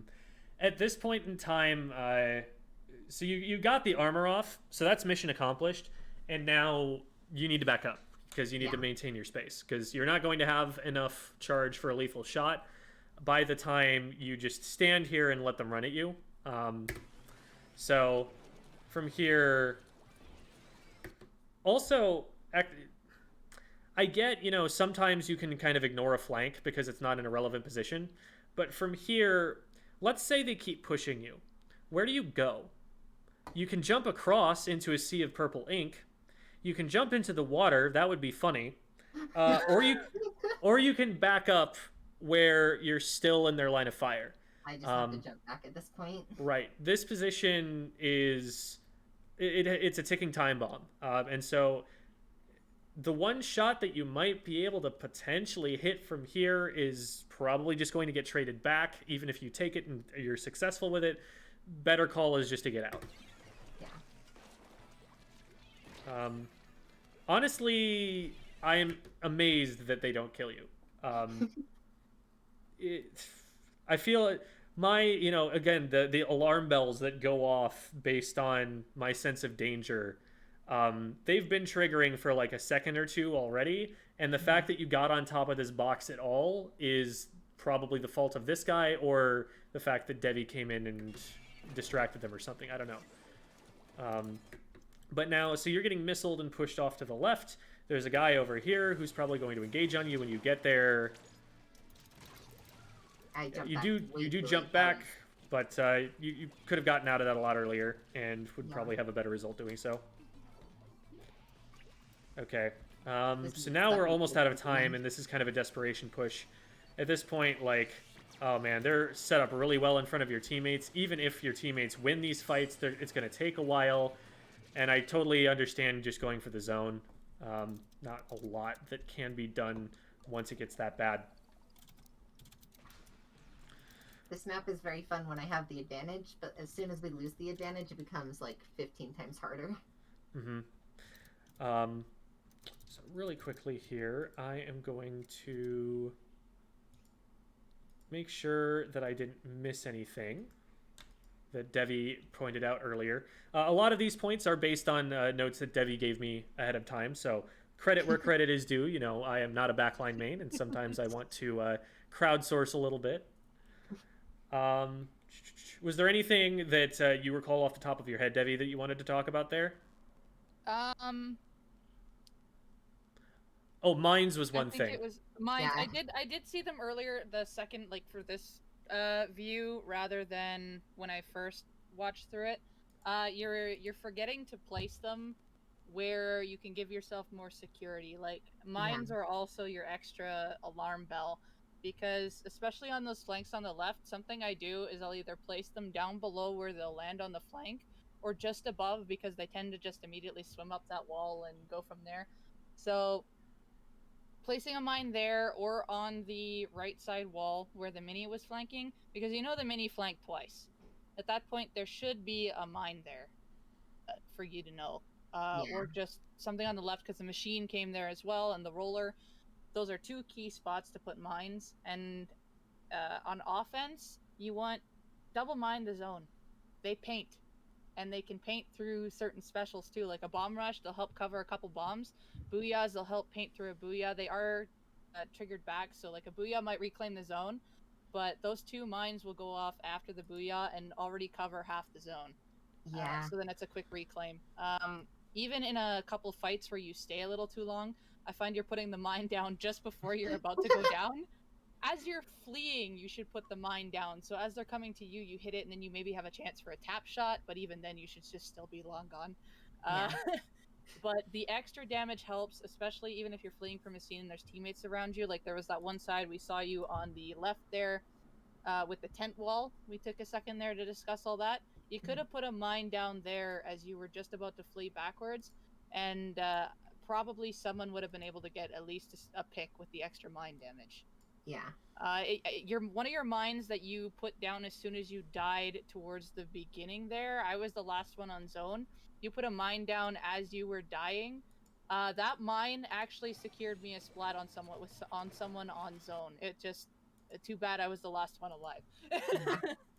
So keeping those mines down early really help a lot. And And a support who's not warding, basically. yes, that's a good way to put it. Back to the League of Legends. That's a very good way to put it, because it took me a bit to grasp that I need to put more mines down, give me an extra sense of security if I know that people around me aren't being as aware. That way, it's like an alarm bell, you know, and if they're farther away, you don't have to worry about it until you see that point sensor either disappear or it's coming gradually closer to you, because when people trigger these mines on a flank, they're going to stay in that corner until the point sensor disappears and then rush you. This actually happened last night during a scrim. I put on Albacore zones itself. I put a mine down on the left flank. Someone triggered the left flank. Our front line was calling, hey, there's someone on the left. I'm like, yeah, I know. I don't care about it right now. As I'm focusing on zone, helping them. I got a pick. The point sensor just ended. All of a sudden, this person's rushing me. I pick them off. And then I can focus back on zone. So it just helps you know what you have time to position yourself, do something else before this person actually rushes you. So mines are very important. And to build on what Devvy was just saying there, the reason that they're going to sit back like that is because mines also do damage. It's like, yes. Well, duh, of course they do, but that's like the last thing you think of with the mine because it's not lethal damage, right? But 45 is a lot. That's going to make it so that a lot of weapons just two-shot when normally they're, very fast-firing weapons. That's going to make it so a burst bomb direct kills them. That's going to make it so you can partial charge someone. Like, that damage isn't insignificant. A smart frontliner or midliner is probably going to want to heal up from that damage before they try and do too much more, because they're not likely to win the fight if they try and go for it at that point. So lots of advantages that we've already talked about. Putting them on the zones is really, really annoying because okay, time to take my predetermined amount of damage and be marked and not be able to do things because I just wanted to paint the frickin' zone. That's kind of what it makes the other team do. It stalls. There's a lot of utility, and no one piece of that utility is super good, but combined, they're useful. And if you have a spare second, definitely be dropping them. Also, I can't tell you how many 1v1s I have lost against good chargers because they just drop a mine at their feet and run away. It's exactly the same thing that you do with a splat charger or a splatter scope. You drop a splat bomb at your feet and then you run. And if they keep chasing, then you wait until you got another splat bomb, you drop it, or you wait until you're able to get far enough away from them because they had to wait out the splat bomb and get a charge. You have basically the same utility in the mine. It's going to be a little bit less damage, so you're going to have to rely on tap shots at some point. But if you want to get used to it, there's a way in the training room where you kind of do the mine. For me, it's a mine double tap. I don't know about the charger if it's also a two tap. It's a mine double tap. Yeah. You practice that with the moving targets, and then you're able to get that aim on a straight because you're going up and down a lot. Yeah. So. Using those targets to help you get the mine double tap, especially with the one that goes the fastest, really helps get that if you find yourself in a sticky situation, but you have that ink to possibly get a trade with it. I think for partial charge, it's like an eighth of a charge kills after a mine, but I could be slightly wrong on that. That sounds a little bit low, but who knows? Chargers. You don't need much. Chargers are pretty good. One other thing I want to highlight that Barry said that we haven't talked about yet and I think was really insightful is we talked about before how, rotating between positions fully takes a really long time. How, if you're trying to go from here all the way to over here, that's probably like 2 or 3 seconds plus the amount of time it takes to see what's in front of you again and get your charge back up, There's a lot that you have to do to get from point A to point B. And so one of the ways to offset that can be to use the same piece of cover in a different way, to take a different angle from around it. So for example, if you only use snipe by standing up on this section of it right here, then they're always going to look at this angle. What if instead you were to peek around the left-hand side of it? Or get down on the ground behind it and peek around the right-hand side to get someone who's on the right side of zone. Even if you're in the same place, if you use that piece of cover from a different angle, they're not going to notice it as quickly. They're probably not even going to see it in a lot of those cases, and that can be a really good mix-up. So that's something that's really useful to think about. I think there was a good example that Barry pointed out in particular on Humpback that I want to point out here. Because this is something that I do see Chargers do an awful lot. So a lot of the time, Chargers will just take this position on window here and just be shooting out from this one spot. Something that you could do instead is, if somebody's definitely looking for you there, they're going to be looking for you, and they're going to be looking for you from right about here on the right side of mid, right? If you peek them from around the wall over here, you don't have to move that far. It's just like one tap shot and then pull your charge back up and look over here. You can probably get an angle on them that they're just not watching at all because they're focused on this area when you're over on this spot, and you can get a pick that way sometimes. Now, again, I would consider that part of the non-traditional spots to go to, because if someone's flanking you from the left, then that's really scary. But it's, a nice mix-up where if you know what your opponent is going to do, don't just do the same thing. Do something that counters what they're doing. So The same thing goes over on the bunker side, too. You can do the exact same thing there as well, because it's symmetrical. Yeah, show yourself up over the top here, but then have a charge ready to go as a Hydra sitting right back here when they try to flank around. That's a really nasty thing to run into that a lot of frontliners will fall for. All right. Let's see. Mines was one thing that I remember. Mine's watching my map and picking like a little bit less obvious positioning, and also jumping up faster. I think there was one moment I put where that you don't always have to play your half. Albacore and Humpback are these two maps where they have a kind of a smaller center, but if the enemy's really pushed up into your spawn, and say your team has there are people over in mid. I don't think I was there yet, but if this is just a case scenario, say I was over there, you could be like, hey, get me a jump on their side. So instead of playing a traditional defense on your side, it's like you're playing the traditional defense on their side. That way they have to come back to you. So it's just you're playing the other half, and it still works as the same thing. This is one of the solutions you see a lot of the time to getting locked out into your spawn. Like if you've got a whole bunch of rollers or Luna Blasters in here, but you're able to sneak someone out, you can just jump everybody on your team out to here, and now these guys have to shift because you have access to the objective, and they're even further away from it than you are. Yeah. So that sort of a thing is what we're talking about with this sort of a jump. But also, this is a pretty good spot for Splatlings. You see a lot of Splatlings just take this position right here. Devvy is an absolute menace when she is able to get onto the enemy window, because she just shuts down the entire right side of the map, and so the only place that the enemy team can pour in from is on the left. You just chuck a couple bombs up there, you maybe throw a special her direction every now and again, and you can kind of just leave that there, and she'll be a pretty good distraction. People like to feed into that. I do see a lot of backlines go up there, but the one reason why I marked it as non-traditional is especially for learning backlines, it's not something you want to initially take. You want to get used to your defense in mid first, and then once you're used to your weapon and your range, then you're more able to take close combat up in that non-traditional offensive spot up on their window.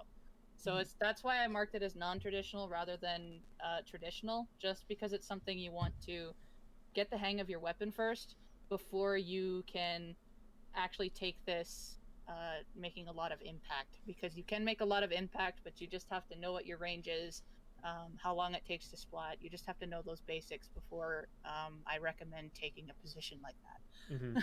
Because at that point, you are going to be put in positions where your feet are painted, and you need to be able to get yourself out of there.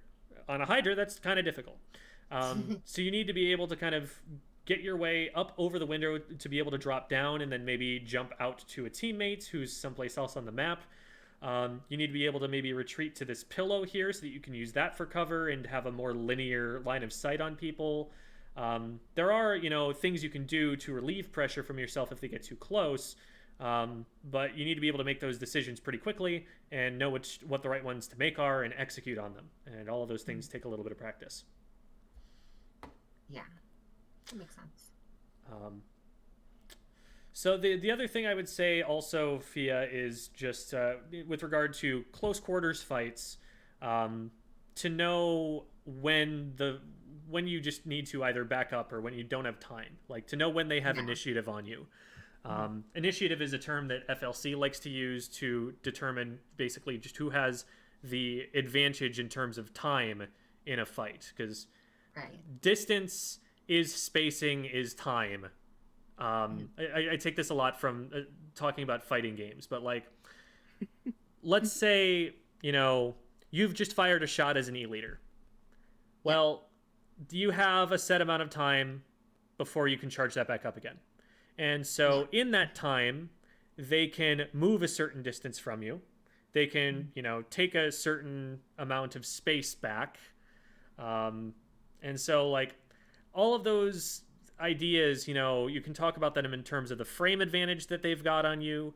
You can talk about them in terms of the space advantage of them being able to get into your zone. There are a lot of different ways to describe that, but they're all basically the same thing. And so that's all kind of wrapped up in initiative in FLC's system. And so, as soon as they have initiative on you, as soon as there is a frontline or midline weapon that is able to close with you, it's recognizing, I don't have the damage output anymore to win this fight. They are better designed for this right now. I need to do the charger thing and run away. And a lot of the time you will actually just win fights from that. Or you will, cause them to waste a lot of time chasing you, or you'll just get to a better position and be able to win the fight from there. But staying, for example, the fight against the Mini, I think on the right-hand side, let me see if I can pick right here. This fight against the Mini is a fight where as soon as they're here at all, I'm not even firing the shot. Again, I'm not a charger player, but like, I'm just like, nope. The most I do is drop a mine and leave. Right. I am swimming to this patch of ink. I am jumping. I am getting down onto glass. I am noping the heck out of here. Not firing a shot's like the most painful psychological thing I can do. I don't even want to take this fight as a T-Tech because they outrange me from here. Like, this is just a really strong position for specifically a mini splatling. Yeah. So, alrighty. I'm going to scroll through really quickly and just see. Okay, I'm pretty caught up on chat, at least a pretty good way up. So, Gem is old school. That is the most complimentary way you could have described what happens there. I wouldn't give myself that much credit. Anyway. I would say, so Devvy, if you have any general tips that you'd like to go over, if there are any like maps you want to highlight, if there's any concepts that you think you could impart with the time that we have now, we have about 20 minutes before the end of the show, I'd be happy to turn it over to you and let you be guest lecturer for a bit. But otherwise, I would say we would move on to recess. So take it away, Devvy. I think the other thing a few people wanted to know was what I do for warm-ups and stuff like that. Okay. Do you want to maybe share that in the Discord call so that I can stream that? Hang on, I'm getting there. And also for what is it? I think I just mentioned it, but for those looking at the map list that I have, like I said, for some of the non-traditional points that I put on the map, like I did for Humpback. I put them as non-traditional because for a beginning backline, I don't fully recommend them until you know your weapon. But other than that, you'll see, like, I'll base it off of and think, like, people read this like, okay, this is coming from a Hydra main, this is where they would position. It's not just me, it's just the traditional points where you expect a backline to be, positioning and, like, learning how to control those spots. And then I mark the non-traditional because that is where more like splat chargers and heavy splatlings will go because their range is shorter and they need kind of a closer spot to get to. So it's not just a Hydra and E-Leader general spots. It is an overall general, including also Explo and C-Jet's more of they have more midline positions, so I don't quite classify CJet into there. But if they are playing more traditional, like, they can refer to that. But that is where you most commonly see backlines go. So Fish has asked a question: is it good to run and then jump out, or just jump out? And that question depends on that question depends on the answer to the question. Can you win if you stay? So I guess the other possible answer to that question is, do you even have time to get out? So let's say that somebody is pushing me and I have charge, and so they will close close enough to get me, but as long as I just land this one shot right here that I've already got the charge for and hit them once, then they're going to go down. In that case, I stay in. Now let's say I have this easy shot and, oh shoot, my dog ate my homework and I was freaking out and I facepalmed, and because of that action, I missed my shot. You know, I just completely whiff this shot. Now, they're maybe like right about here already. If I just try and jump out from here, I don't have enough time before something like a T-Tech closes on me and splats me. So at this point, I go into desperation mode and I drop a mine and I try and use tap shots. So from here, oh no, I missed. Oh crap. So we're gonna pop this here. And what you could do here is if the mine, if you're like a standard charger player and this is a splat bomb, you actually probably do have enough time to open your map up, get around this corner, and just jump out from here. And so that's what I would recommend. But for an E-liter, you know, a mine is not going to stop anyone from moving at you. So I wait, I run, I drop this mine, and then I'm trying to like tap shot. And maybe if they decide to disengage, maybe if they think they're running too far in, I get an opportunity to run away and actually jump out. But might come a situation where I'm just facing down a T-Tech and I'm like, well, they've got 45 damage on them. Maybe I can hit them with one of these and that'll actually finish the job. At that point, the best you can hope for is a trade. You probably can't hope for getting out in time, and so it's a matter of, you know, trying for the low percentage shot. It's like in basketball, you know, you've got to throw a buzzer beater up, and it's way further back on the court than you really want to be shooting from under most circumstances, but you know what? The situation calls for it, go for it. You know, the best you can do is hope that low percentage shot actually comes out for you. Most of the time, though, if a T-Tech's going to get on top of you, you want to be out of there before then. And so you want to put yourself in a position where you can jump out if you need to. So that's kind of the best guidance that I can give you. It's based on, you know, you got to boil it down to very simple questions that you're able to ask yourself quickly without having to think too much about them, without having to use your human brain. You use your lizard brain to think of those kinds of things so that you get them done quickly. Because humans are very smart, but they need a little bit of setup time first. They can't just like be smart instantly. There's complexity to the things they do, and it can slow them down when they need to make an instinctive play. So get in touch with your lizard brain. Become monkey. Humans are smart. Lizards are fast. Yes. For some reason, I can't get my OBS camera. Just stick with normal, although it's Be more squid than kid in those situations. Okay. Here, okay. Well, I got something to show up. Should I stay or should I go now? I looked it up, and by looked it up, I mean I was experimenting in the training room. It's like just under 50% of your charge if you land a mine, if you want to get that kill. Yeah, I thought 1/8 was a lot. That's just what it feels like because I'm so used to playing the weapon, so my shots never feel like they're taking that long to charge. That was almost a perfect amount right there. If someone just clips that, they've got it. I got it at 100.7. Okay, so I don't know. Okay, wait, I did something and that fixed it. So yeah, I have my view up in Discord. If you. All right, cool. I am going to switch us over to that so that we can see what Devvy's going to show us. So, I need to click that, shut that out, and Devvy, would you mind screen sharing instead of putting it at your webcam? It's actually easier for me to grab from there. Okay, hang on.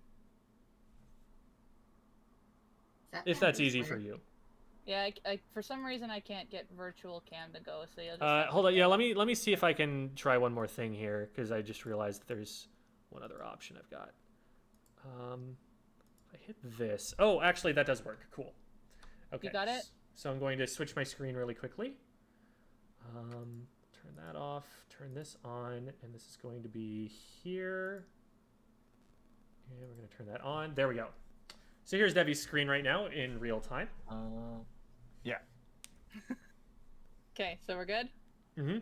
Yeah. Okay. So, first initial training room thing. This is the most basic thing you can do with just like aim drills and stuff like that is, you see I have this bamboo.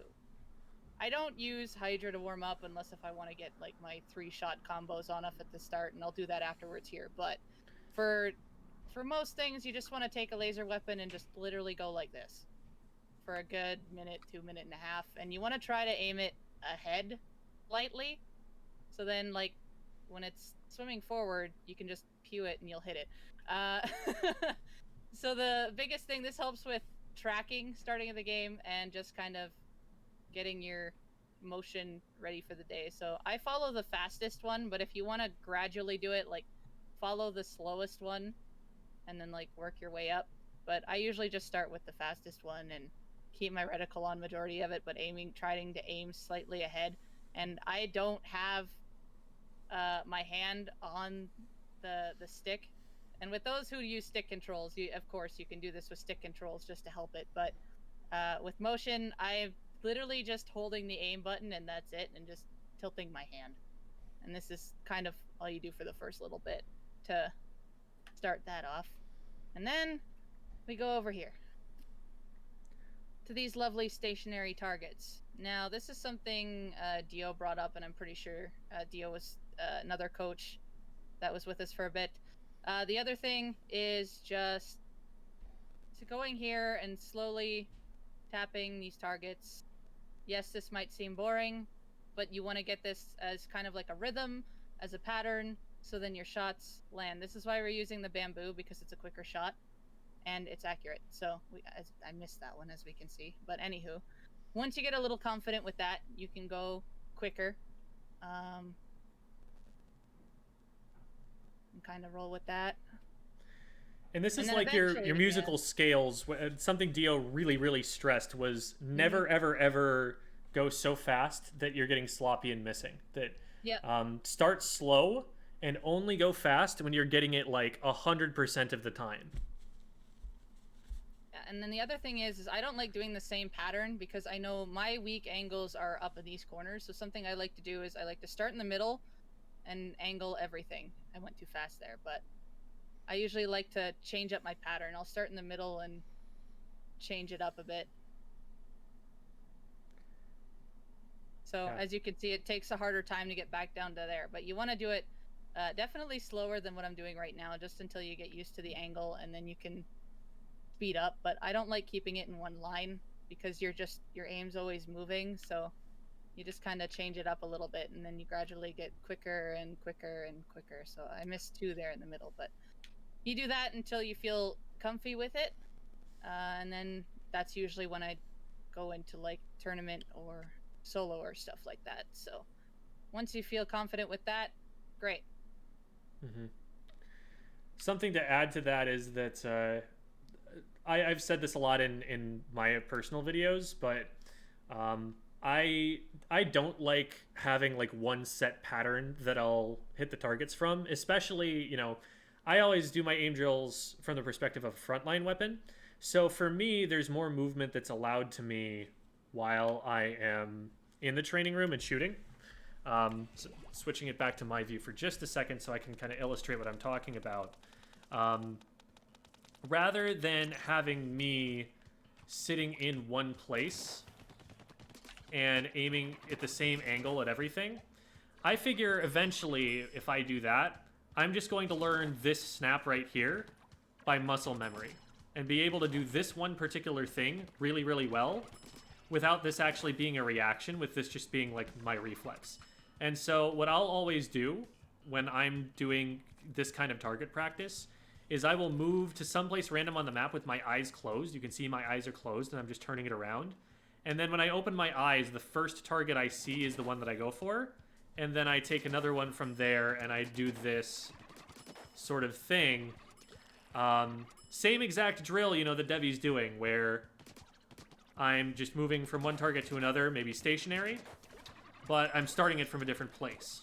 And with me, since I'm a short-range weapon and I want to be moving around if I'm missing any shots, if I, you know, mix everything up and then start aiming and I'm missing, or even if I do hit my 3 shots and I want to move on to the next one, I'll actually start incorporating movement in at a certain point. So instead of my whole warm-up being aim at targets, shoot targets, it starts to incorporate my movement in. And Devvy was talking about how, you know, she might start working on her 3-shot bursts with her charger.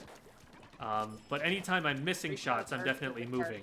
And anytime I'm missing shots, I'm moving. And I think that's something that might help with a charger, where if you miss a shot, you've got to get out of there.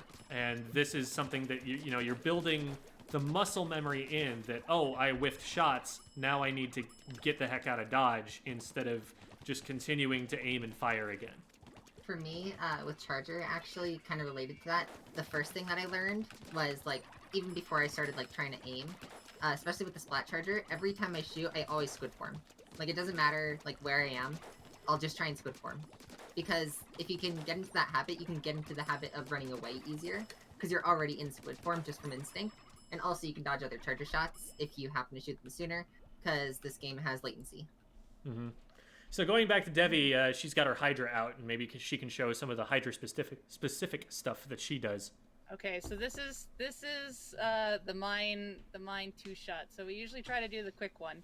So you'll notice to put a mine down, you want to kite it back and just try to hit it twice, and it's just dead. And this is with any other weapon here. So you just kind of put a mine out, they get hit, you want to try and hit 2 shots, whether it's there or not, or try to land 2 shots and then mine. So that would be a trade situation.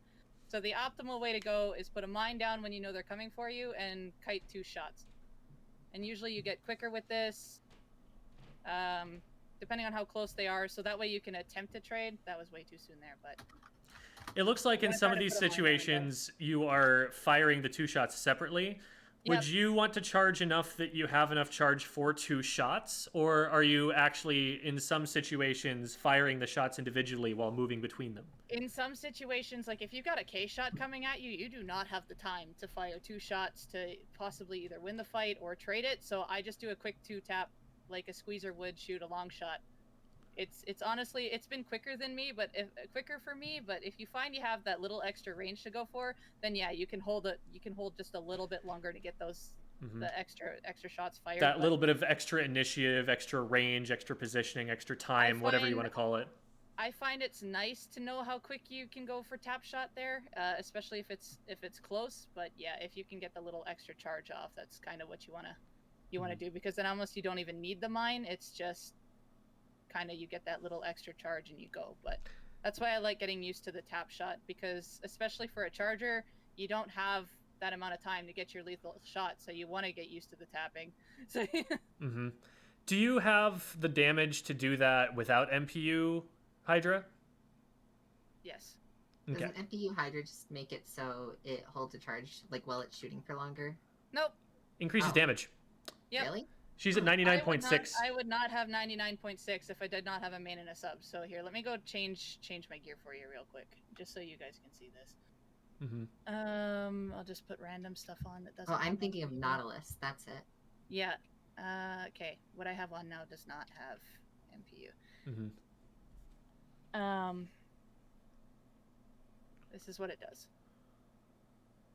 Like you gain the extra. You go up to 99, and you get the extra. So now it's a 4-shot instead of a 3, which could be if it's already previously damaged. So. Yeah, 99.6 is really close to the 1-shot. You know, it's not quite as close as like a K-Pro or a Bamboo get, but Oh wait, that's not what I wanted to do. It's pretty darn close, and for only 1.1 of the gear, sometimes the Devvy has found that to be worth it. So, especially like if they just have that little bit of ink, or they get stuck in your own ink, they're slightly damaged, so your 3-shot just finishes them off. And I've gotten a lot of fall off splats just because of that purpose, because they're trapped in like our own ink. So yeah, the other thing I do with Hydra is I just sit myself in the middle here, give myself a little patch of ink, and I will do little bursts like this. I didn't get enough charge there, but I'll just get the 3 shots that you need, or the 4 shots. Usually I make sure I try to at least get 3, but I got it there, so. Yeah, Monku, unfortunately links don't work in chat just because of bots. So that's why that's not coming through. But if that's a resource that you want us to have access to, feel free to drop it in the Discord in case you're not in there. Here it is. We have a Splatoon section that I'm sure would appreciate whatever resources you've got on that. Mocha asks, what should a frontliner do if facing this situation? Which situation? The situation where I assume you're rushing down a Hydra. Big thing, I guess, is make sure they don't have charge, because a lot of people don't do this combo. It's more of a rare thing, I find. So the biggest thing you can do is strafe around. Because they're going to try and hold a straight line. They're not going to predict it if you're going to go left or right, because this is like, whoa, where am I firing? RNG, yeah. So the biggest thing you can do is just squid and use your ink and strafe around them. I know I'm not strafing right now, because strafing is a weak thing, because I shot strafe, I don't sub-strafe, but frontliners who practice sub-strafing, that is your key to getting through a charger, like a chargeless flatling backline, anything, because they have to shift their aim to where you are or predict where you're going to go. But you don't want to do like 4 or 5 strafes in a row, because then they're just going to hold, instead of straight, they're going to hold in one direction instead of just straight lines. So say if you're strafing, they're just going to hold one side, whether it's left or right, and that way your strafing's just going to get like caught off. So you like want to start straight and then strafe a couple ways, and by that time you should be right in their face. Gotcha. I wanted to let you answer that question first, because of course I, as the other side of the equation, as a frontliner, have different answers to it. So that's like Devvy's perspective of it. My perspective on it. So Devvy mentioned substrafing, and when you can substrafing is since good because it's faster. Substrafing is the fastest way to change direction, but especially since they buffed shot strafing, specifically they buffed the amount of frames it takes between when you're shooting and when you can go into squid form, so it's this fast. Since they buffed that, shot strafing is almost as fast, and if you're going into enemy ink, it's the only option you've got. So as the frontliner, learning how to do this is actually really important, and then being able to fire afterwards. The tough part of what I just did, for those of you who haven't seen this, explanation before, is that if you aim too far down, so I'm still aiming further and further down, and then try to return to middle, look at where my reticle is going. This is my neutral hand position. This is where I should be aiming at eye level, and instead I'm up here. It's like a mouse cursor, where if you push it too far to the edge of the screen, it gets off center. You reset its neutral position. So learning where that point is, and being able to aim at your feet without hitting that point and putting your reticle too high, and still, now I'm at neutral hand position and I'm looking exactly where I should be. Learning how to do that is a skill that you need to develop in the training room to be able to strafe in the way that Devvy's talking about if you don't have the ink to work with. And you should be able to, rush a Hydra down relatively quickly just doing this sort of thing. Now, if you're up against an opponent with a similar level of aim as you, and you can't just anticipate them, being like, I don't know where my shots are going, I'm just going to aim and, hope I hit things. You have to really understand the concept of initiative, like I was talking about. Specifically, how much damage can a Hydra do if given X amount of time to charge? And there are some situations where you'll come up on a Hydra and be like, I'm just gonna let a sleeping bear sleep. Sometimes you just gotta be like, well, they're scared, they're behind cover, but also if I push behind cover, they're going to have enough charge by the time I get there to hit me. And so there might be a situation where if there's a Hydra behind this wall, I'm just going to throw a bomb right here and maybe try to paint this side and see if I can catch them out. Because if the bomb forces them to move, then they get over here and they don't have a charge. And then I can hit those shots. It might, take something like flushing them out from behind cover, forcing them to move to make them lose their charge before you can go in on something. Because they get that amount of charge for one shot pretty quickly. The other thing to think about is stealth. If you're rushing a Hydra down and they know that you're there, you probably made a mistake earlier, or you probably don't have to be pushing this. Because a lot of the time, like, we do a lot of 1v1s as practice for my team. And I've had to do 1v1s as a T-Tick against a Nautilus. That's a crappy matchup. It has so much more range than me. It also splats faster than me.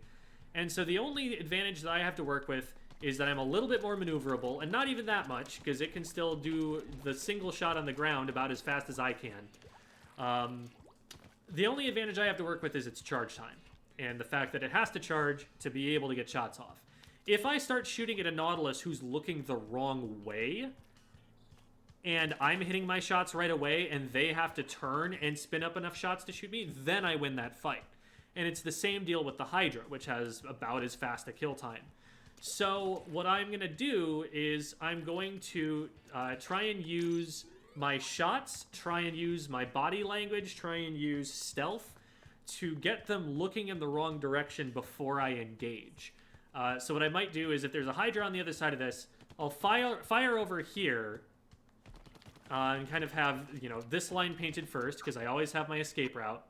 I'll fire this line first to get them to think I'm shooting from that direction, and then try and come from this direction instead. I will throw a bomb from over here, fire shots from over here, and then try to come around the other side. I'm trying to get them looking in the wrong direction. I'm trying to get them to say, oh, shoot, there's someone over there, and over there is the wrong place. Because I need to win initiative somehow. I need to trick them. I need to get them to commit in a way that I can punish with a weapon that splats slower than theirs does under optimal conditions. And if I do get across a Hydra with low charge, then yeah, at that point, I might be able to just rush it down. But I also, have to judge, okay, wait, I just got hit with a mine, I can only take so many more shots, and you need to be willing to just back away behind cover and use your escape routes if you get the option to. If you let them paint behind you, and then just keep pushing in, now it's just DPS race. And you might lose that if you miss any shots or if they have had time to charge. Don't stand in the open is a general rule, yes. If you're fighting against a backline weapon and you're standing out in the open, you should be dead within about 1 second. Yep. The very slowest weapon to do that is going to be an E-liter, oddly enough, just because of the charge time. But yeah, it's but if find any open spot and you just kind of know, like, I have a thing at this point where people, I've been dubbed partial psychic when I'm doing PvP or sorry, not PvP, but PBs with chargers. I'll immediately know as soon as I'm about to die, and of course, a second and a half later, I'm gone. Like, not even a second and a half, just less than that. I'm just like, I just made a mistake. All of a sudden, I get sniped. Like, I say it before I get sniped, and people are just like, how do you know that? And I'm like, I'm in the open. What did you expect? Mm-hmm. Yeah, it's those alarm bells that I was talking about with Phia's VOD review. You kind of just get a sense of, okay, this weapon has this much initiative on me. I am playing at this skill level. This player has taken advantage of me giving this much initiative to them and successfully hit shots with it. I am dead. Jam. Mm-hmm. I got a question from Hikami in the chat. They're asking, what do you do to get the charger to stop shooting at you from a distance you can't reach? Cover and special.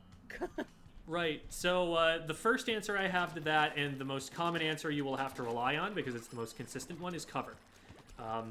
I talk about this in the zoning section of the A-Rank video, so that might be a good one to revisit, but what cover does from a zoning perspective is it lets you safely close distance with someone. If there's a charger that's that target right there, and I just try to rush them across the open, I lose that. But all I need to do to cut off that charger's line of sight to me, especially since they're left side peeking from that angle, is do this. And now they don't have line of sight on me. And now all of this time that I'm spending closing distance with them, they still don't have line of sight on me. So now I'm in range, and now I have the advantage when I take this fight in the open again. So that's the way to use cover. You always, always, always think, there is a charger in this game. Where is the charger? What gives me cover from that charger? And that's always what I'm, you'll hear me a lot of times on comms just ask, where's the charger? Where's the Hydra? See if anybody has any insight on that, because that will inform me on where I need to be positioning. And then, so cover's one thing, and cover can let you, like I said, close distance with them. Even if you can't close distance enough to get in range to use your main weapon, bombs, because bombs make it so that backline weapons need to waste time before they can fire again, and it might also force them into a position where they're vulnerable to your teammates if you have teammates with you and you're pushing in a good time. Then, if you can't get bombs to them, or if you don't have bombs on your weapon, which, by the way, lethal bombs are the best sub-weapon, period, to have. If you can have one, you should usually be using it. But if you don't have them, if you're running a weapon that doesn't get them, then your next best answer is probably specials, or getting a flank in behind them, like having your teammate draw their attention so that you can close distance while they're looking somewhere else. Even that you can't necessarily trust, unless your teammate has immediate kill threat on the charger or whatever. What they could be doing is looking at your teammate, but then snapping to you because they're chargers and they're cracked, and they're just all able to do that for some reason. Because that's just, I guess, the cool thing about playing the charger, that you get to do that, and so everyone knows how to do that, and it's so hard. So good backliners do start learning how to look one direction and then fire another immediately, and kind of take you out of play by making you think they're looking the wrong way. So you do have to watch out for that. But, pincering them is a great idea. So you can have one teammate who's kind of like, hey, I'm going to push you, and they're ducking behind cover and making it really annoying to try and hit these shots, while you have somebody else from another direction just rushing them out in the open because the charger's distracted in that direction. That's something you can do. Otherwise, missiles. Double missile is really frickin' annoying if you're playing a backline weapon. So as soon as your team is ready to push, you just fire missiles at them. They get one more charger shot off, so never fall prey to the trick where you fire missiles at them and then think you're safe to just run at them. They will probably have one more shot ready to go before you get there, so make sure they fire that one shot. But then after that, you know that they're out of play for the next 3 to 4 seconds. However, you have to stagger these double missiles or they do not work. Right. If you fire them all at once, they get away from the missiles as if they're,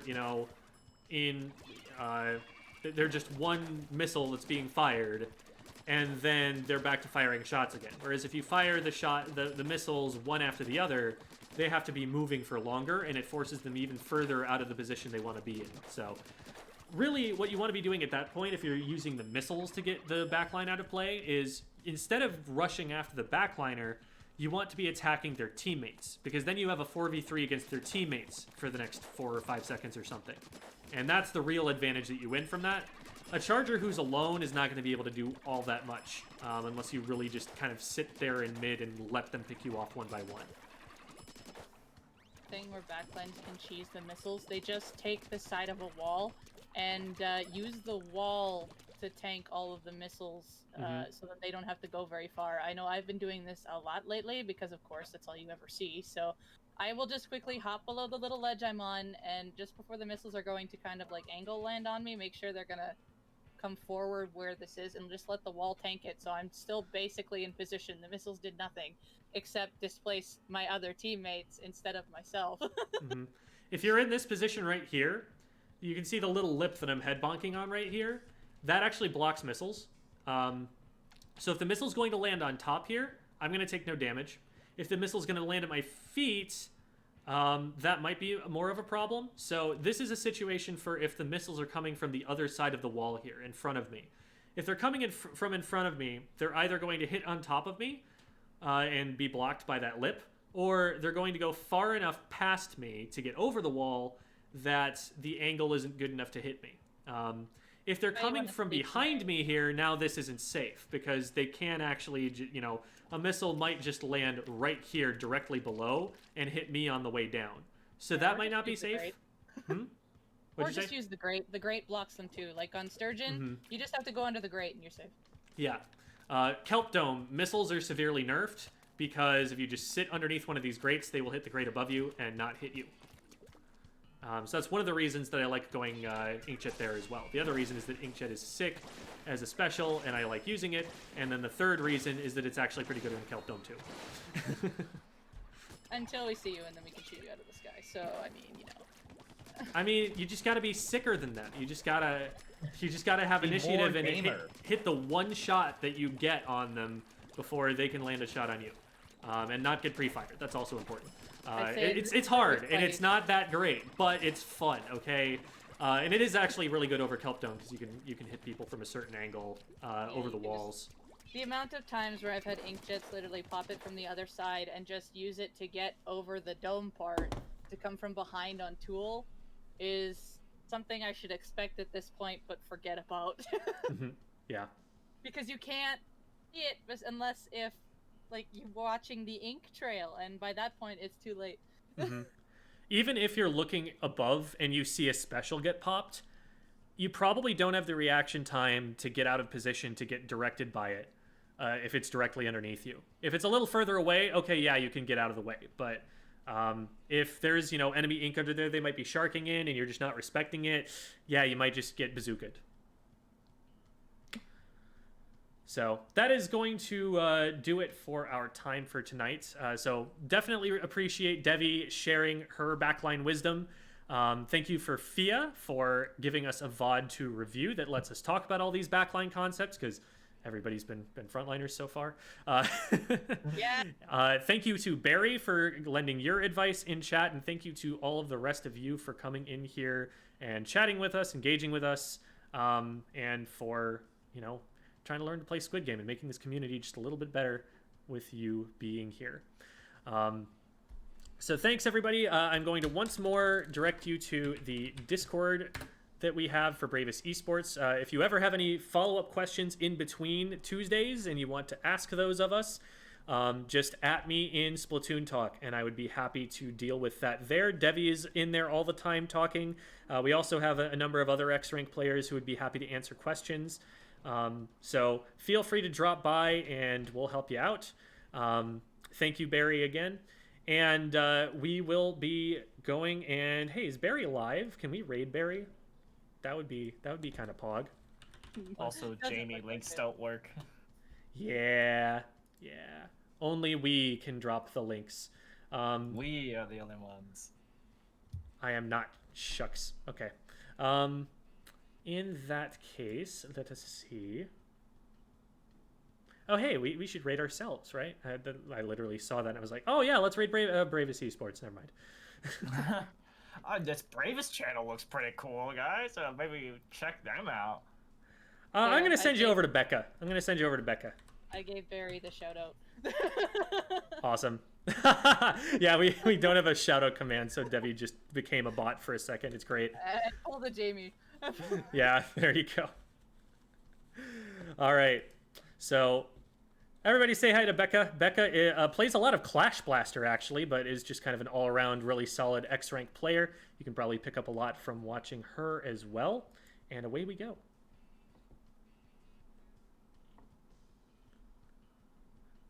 Charge, my minions, for the glory of the Chicken Lord! Yes! Insert little auto